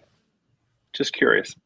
I think at one point during the evidentiary hearing, when I had a neuroradiologist that testified, and it to me was one of the most impactful moments in trial. He put Maria's brain scan up there, as hard as that is to say and talk about, and he put like the medical journal brain scans up there to show what abusive head trauma would look like.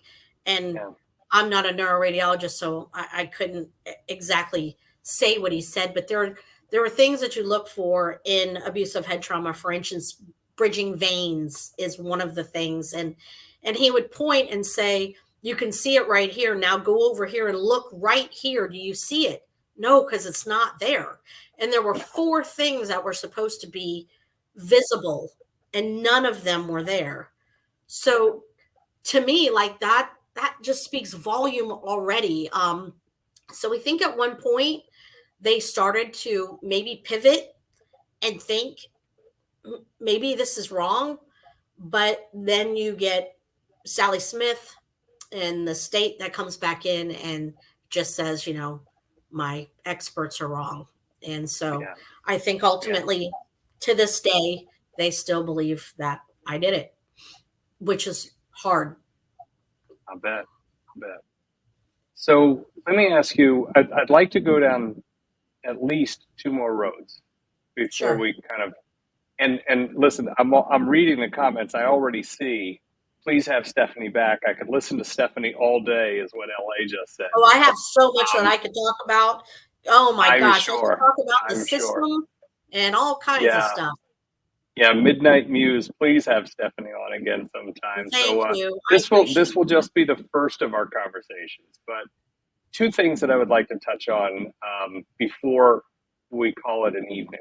Number 1, I'd like to hear about how you are effectively paying it forward with this new job that you just started last week. I would also like to hear if there's any, just from your perspective. I mean, I'm seeing a ton of questions in the comments. What about Sally Smith? So I'd like to touch on both of those. And honestly, Stephanie, your show. We'll let you go in your order. But I want to hear about how you've channeled it for good as well.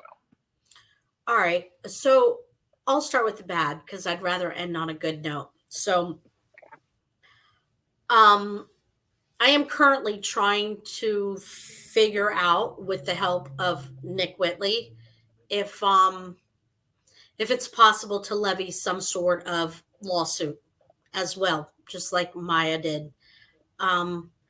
We have different challenges in my case.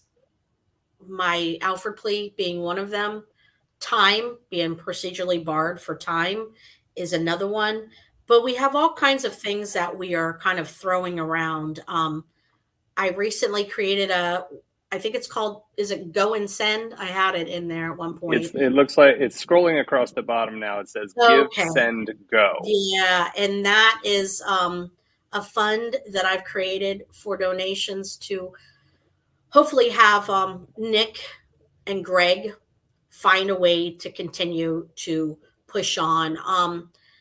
Just so I can summarize, Stephanie, this account that is scrolling across the bottom, that's basically a GoFundMe page.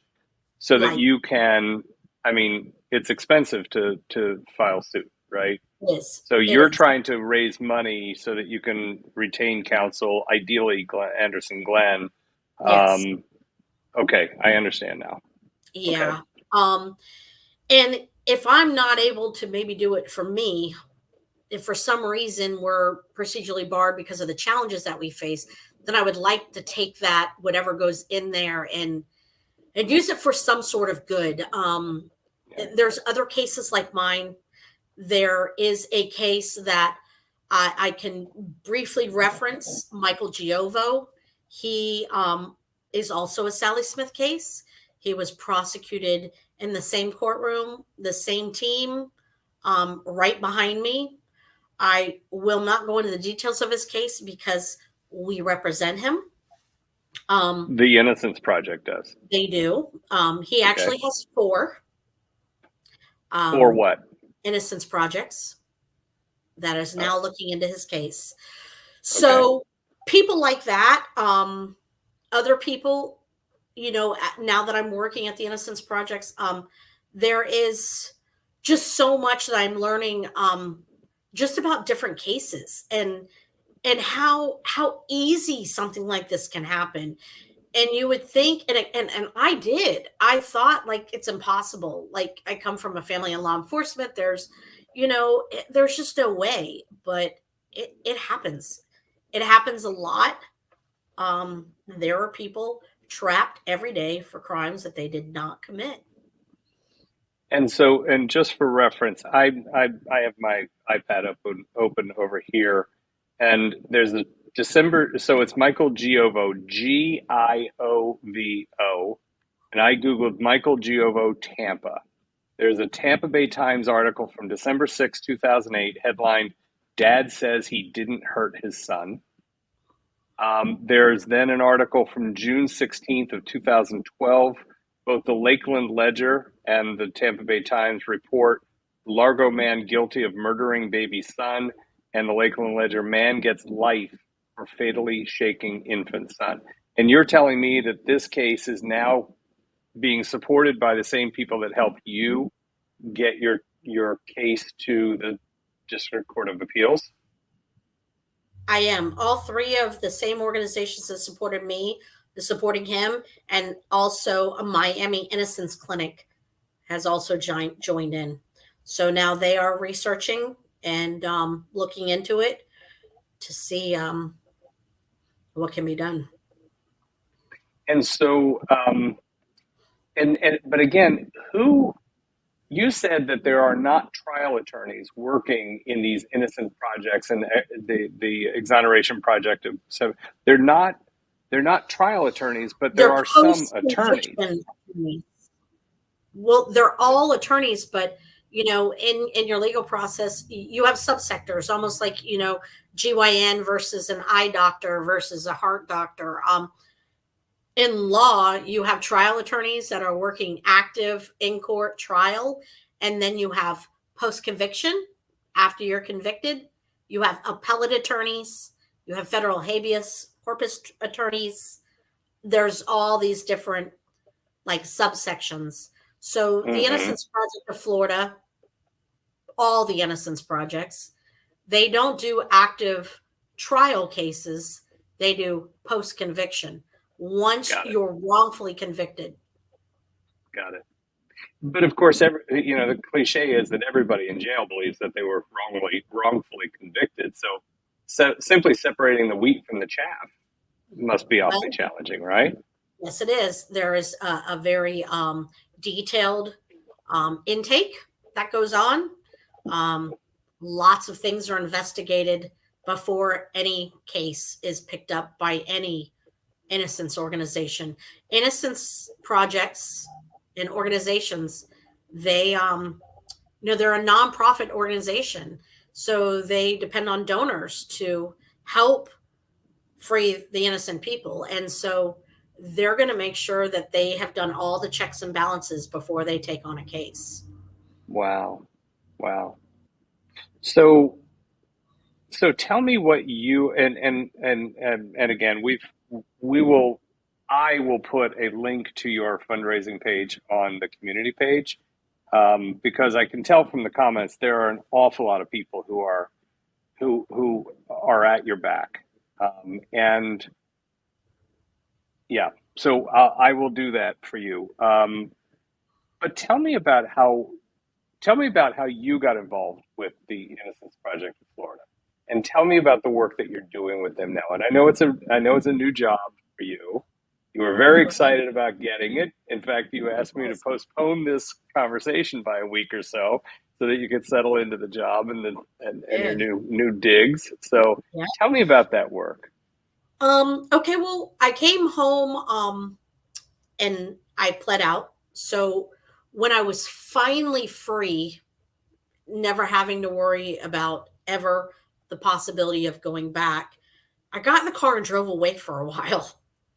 I went out west. I drove. I saw things. I had a GoFundMe page when I first came home, and people were very generous. And I took that money and I focused on my mental health. I focused on getting my headspace right, because after you go through something like this, you don't ever come out the same. I prefer to look at it now like truly what doesn't kill you makes you stronger. And instead of looking at it like a weakness, I gravitate and try to pull the strength and find the good.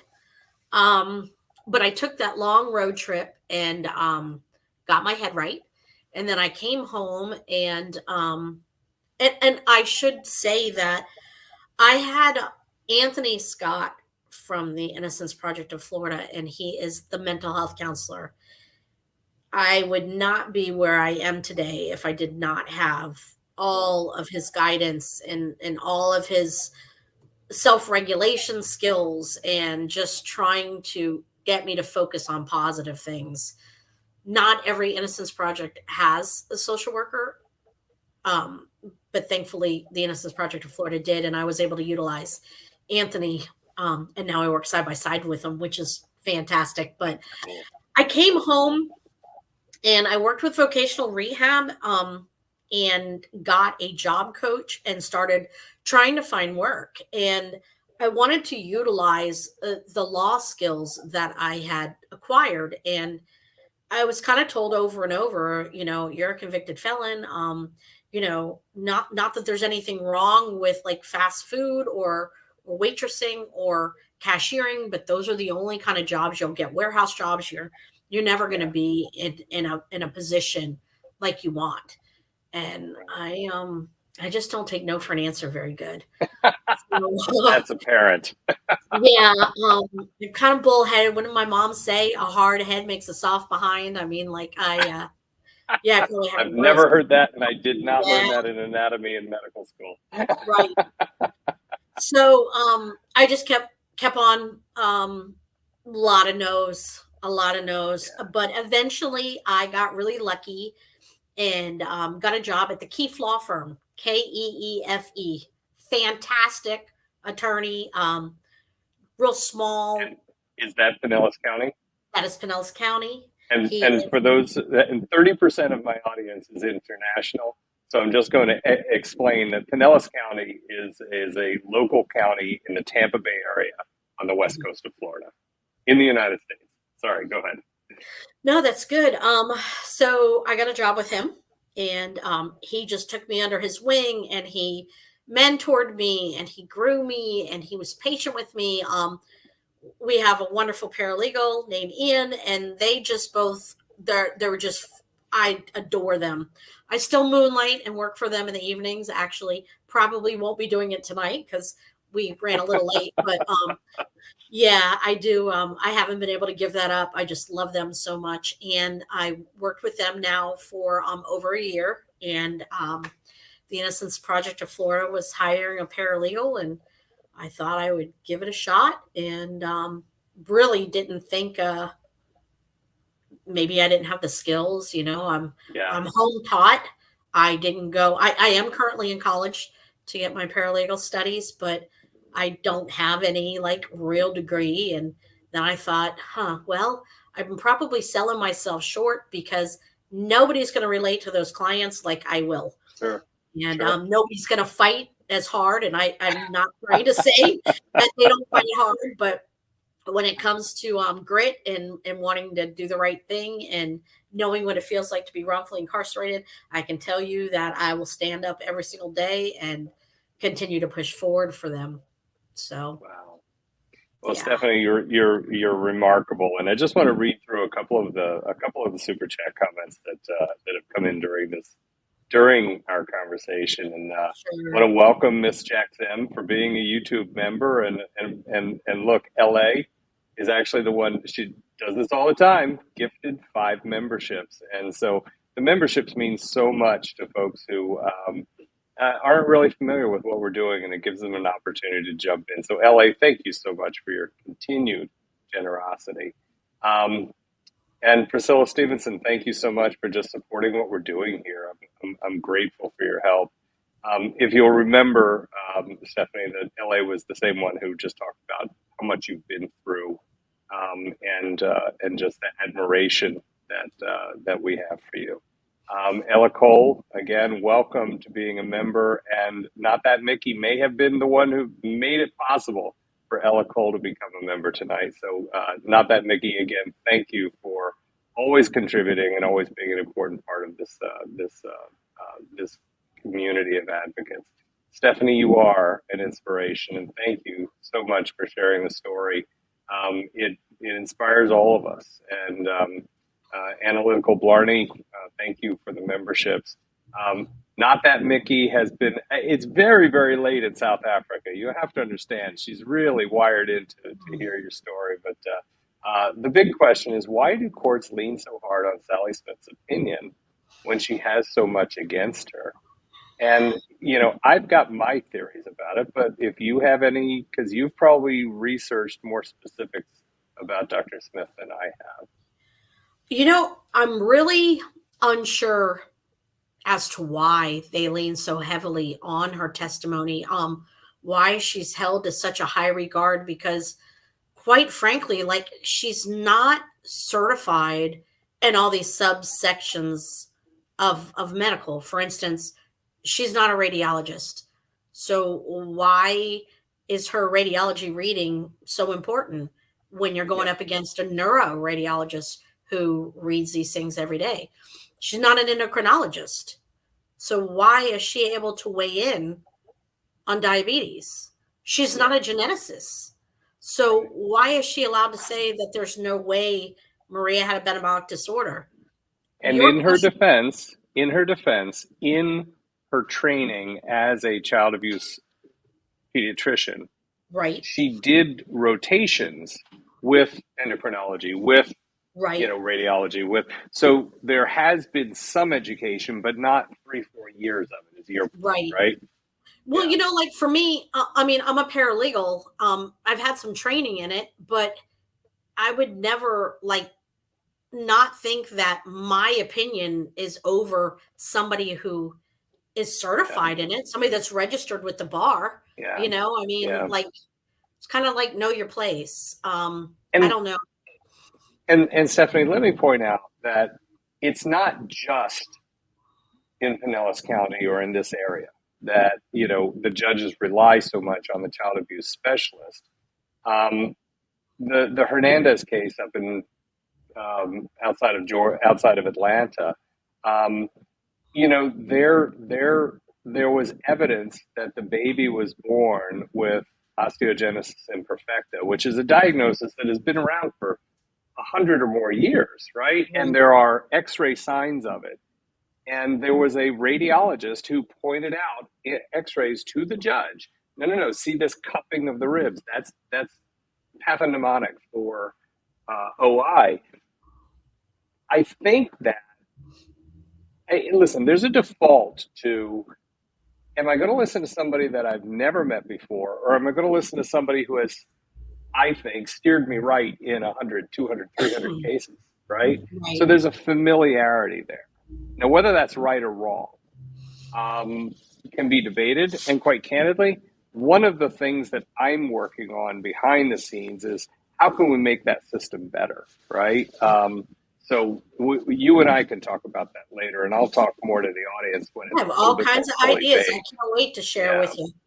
Yeah. Well, and to weigh in a little bit more on that, I totally agree with your line of thinking, and I also think that bad things happen to children, and nobody wants bad things to happen to children, and when they do, or when you think it has been done, you become emotionally charged, and when you become emotionally charged, you get tunnel vision, and you focus on one thing, and you don't look at the possible factors, and I think that happens a lot. And I will tell you, I think not that Mickey is speaking for all of us. I can only applaud your perseverance, Stephanie. You are not only a survivor of this, but a fighter. As a mother, I am in awe. Thank you. And thank you for fighting this fight. Delisandor, thank you for commenting. I'll donate to these organizations because of you, Stephanie. I'm so sorry, and thank you. I'll also get to work to get rid of I know who you're referring to in Stephanie's honor. Thanks, Joe. You are so welcome, Della. Hippo Lover. Hello, Yoli. I hope you're doing great tonight. Give Paul a hug for us. Hippo Lover, who is married to the infamous Juror 1, Paul. You are incredible and so strong, Stephanie. Blessings to you and your family. Thank you for telling your story. Hippo Lover, I always love when you comment. You always hit right to the heart. Michaela Haney. Can SS be charged for perjury in this case? Well, it's interesting because the Alford changes a lot, right? Yeah, the Alford does. And I think when she's saying SS, she might be talking about the doctor in the case. And yes, she is. If that's the case, no, because when you testify in a deposition or in court, it's like protected. Your testimony is protected. There's and I don't perjury. I think that would be a hard thing to overcome. I mean, I don't know, like Nick and Greg, they're the experts in it. Maybe they can come up with something. I don't know, but I think there's a little bit of latitude for what you believe. You know what? Actually, maybe she's referring to her telling the jury or basically leading the jury into thinking that glucose level testing was done. Yeah. And there, like I said, there's many other examples and things that were just really wrong. You'll hear a little bit about it in the wrongful conviction podcast, or if you have me back, we can elaborate a little bit more. And again, Stephanie, for it to be perjury, you would have to knowingly mislead, right? But it sounds to me like SS was completely convinced that she was right. So is it perjury if you are stating your strongly held opinion? Right. Arguably not. So needless to say, it would be a very steep hill to climb. Agreed? I agree.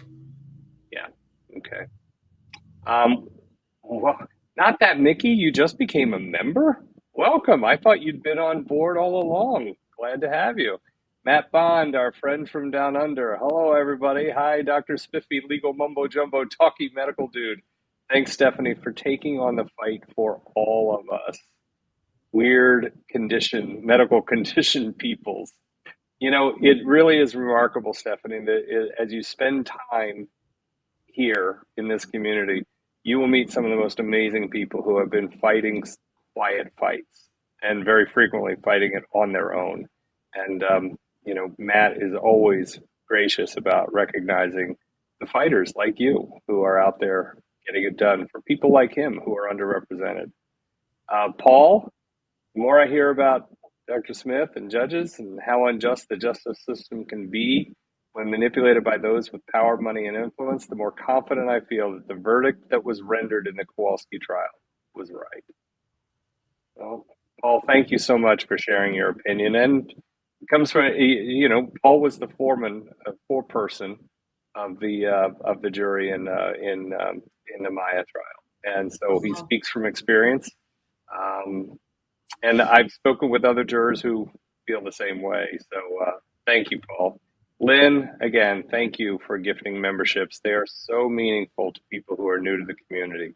So thank you for your support. It should be no doubt. Agreed. Good on you, Paul. Good on you. Ben's mama, sending you a big hug, Stephanie. We're all behind you and sending you lots of love. And it goes without saying, she is speaking for all of us, Stephanie. Not that Mickey. I have been a member, just upgraded. Fantastic. Welcome, welcome, welcome.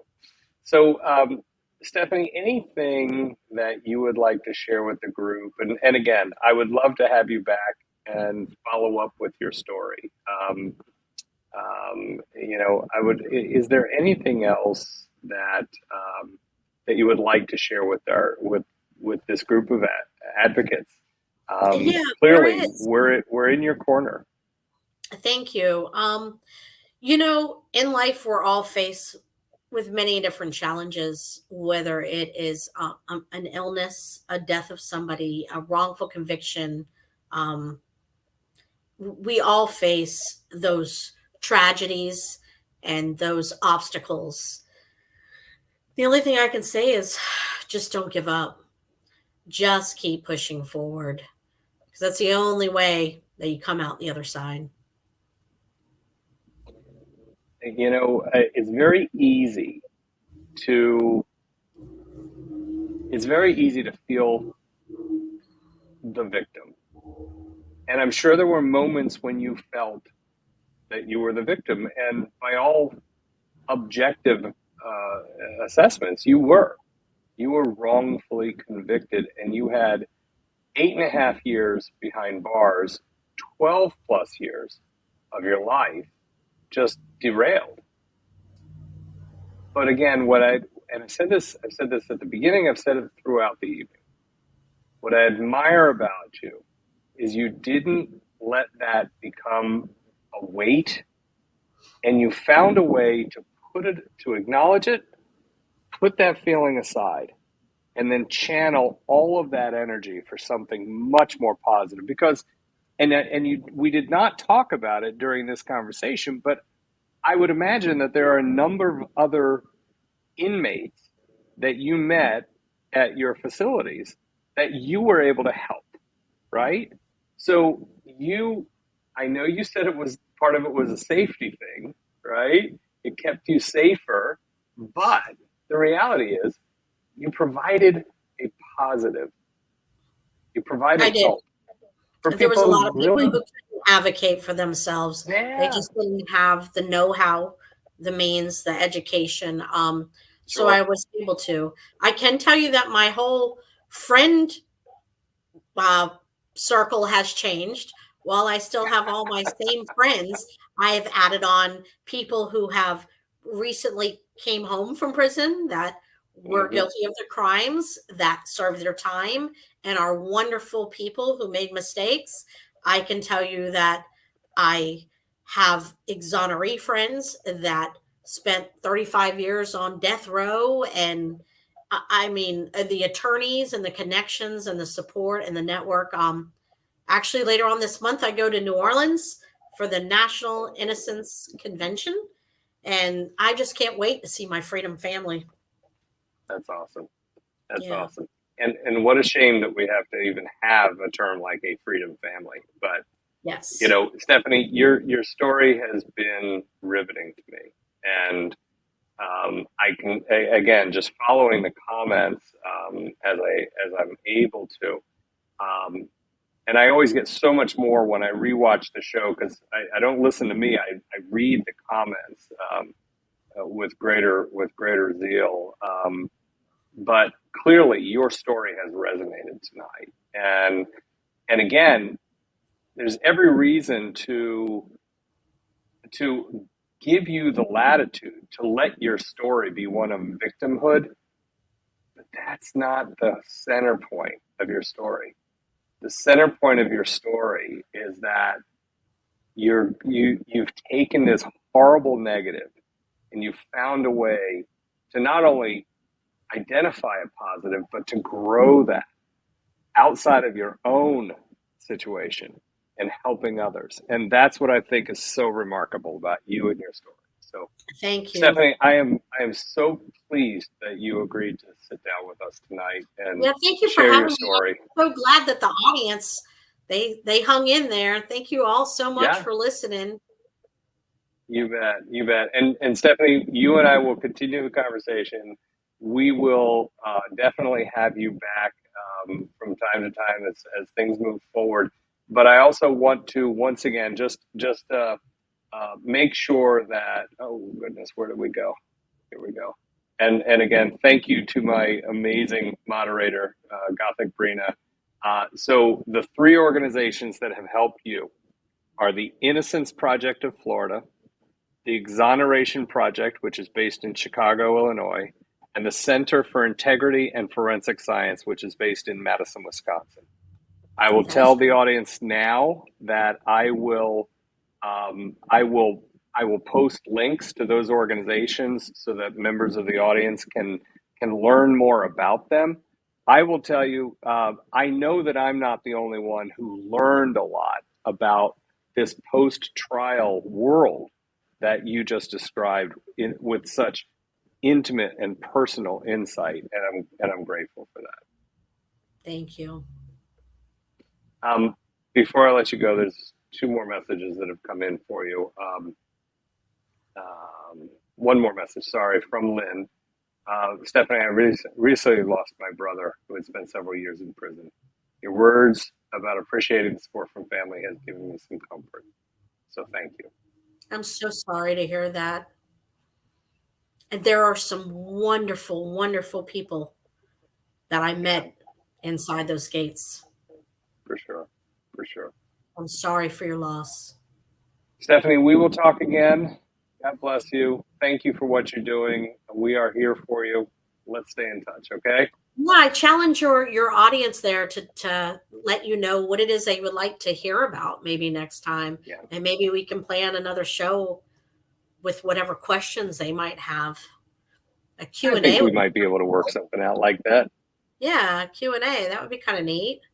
Have some audience interaction. Yeah. For sure. Well, Stephanie, thank you so much. We will see you again. It was my honor. Right. Thank you. Take care. Bye-bye. Bye-bye. Stephanie Spurgeon, folks. She's amazing. That tonight was probably our fourth or fifth conversation. And she also has, I've requested, and she's been very generous and very prompt in giving me some details, some documents, transcripts, depositions, rulings from the court that have allowed me to kind of get a better grasp of what's going on around her world. Fascinating woman, but again, I love that she didn't wallow in being a victim. Look, bad stuff happens to people. Really bad stuff happened to Stephanie. Really bad stuff happens to all of us as we go through our lives. And you can get dragged down by that weight, and that can be how you're defined. But what I really admire are people who understand that bad stuff happens. They feel it, they acknowledge it, but then they find a way through it. And one of the things, my daughter was in a situation and it didn't work out the way that it could have, should have. As a dad, I had hoped that she'd had a better outcome. She didn't let that episode define her. Her reaction to it, how she grew from it, how she reoriented herself afterwards has defined who she is. And I will tell you, honestly, that is one of my proudest dad moments, is watching her maturity and growth, advocating for herself, and not letting other people and their nonsense define her. But her reaction to it is largely defining her. So I think that people like Stephanie can inspire us to do better. And I am so grateful that she came on. shared the story and gave us a glimpse into a part of the world that honestly, I watched Law and Order and I watched the Chicago PD and all that stuff, but I didn't have any real insight into this space that she just spent the last hour and a half educating us about, enlightening us about. I'm so grateful. So, hey, so I do want to let you know, I'm going to stay on the advocate theme. And next Monday, I will be streaming with our dear friend, Fred Nice, who graciously agreed to come back and spend more time with us. You remember him? He was the nurse executive based in Kansas City. We used to work together, firefighter. We talked a lot about, what it takes to advocate inside the hospital walls. We're going to take it in a different direction this time. He's actually, believe it or not, written chapters in books from the American College of Emergency Physicians on advocacy. And so I'm excited that Fred has agreed to come back and meet with all of us again on Monday evening. So hopefully you can join us for that. Before I let you go, I am going to ask you to hit the like button. We've had a great audience tonight and a great group of folks. We're up to about just under 600 likes, but please hit that like button. Consider subscribing. And then again, please put word out. Try to bring more people in. It takes a village, and we've got a great village here, but let's grow our village. Let's reach out, whether it's somebody who needs the support of this community or somebody that you know that could be a great supporter within the community for all the people and all the things that we care about. So, and again, as always, I always have to remind you, because I have to remind myself, let's make sure that we're taking care of ourselves so that we can take care of others. I'll see you Monday night. Thank you so much for hanging in tonight. It's been great. Take care. Thanks, Sally.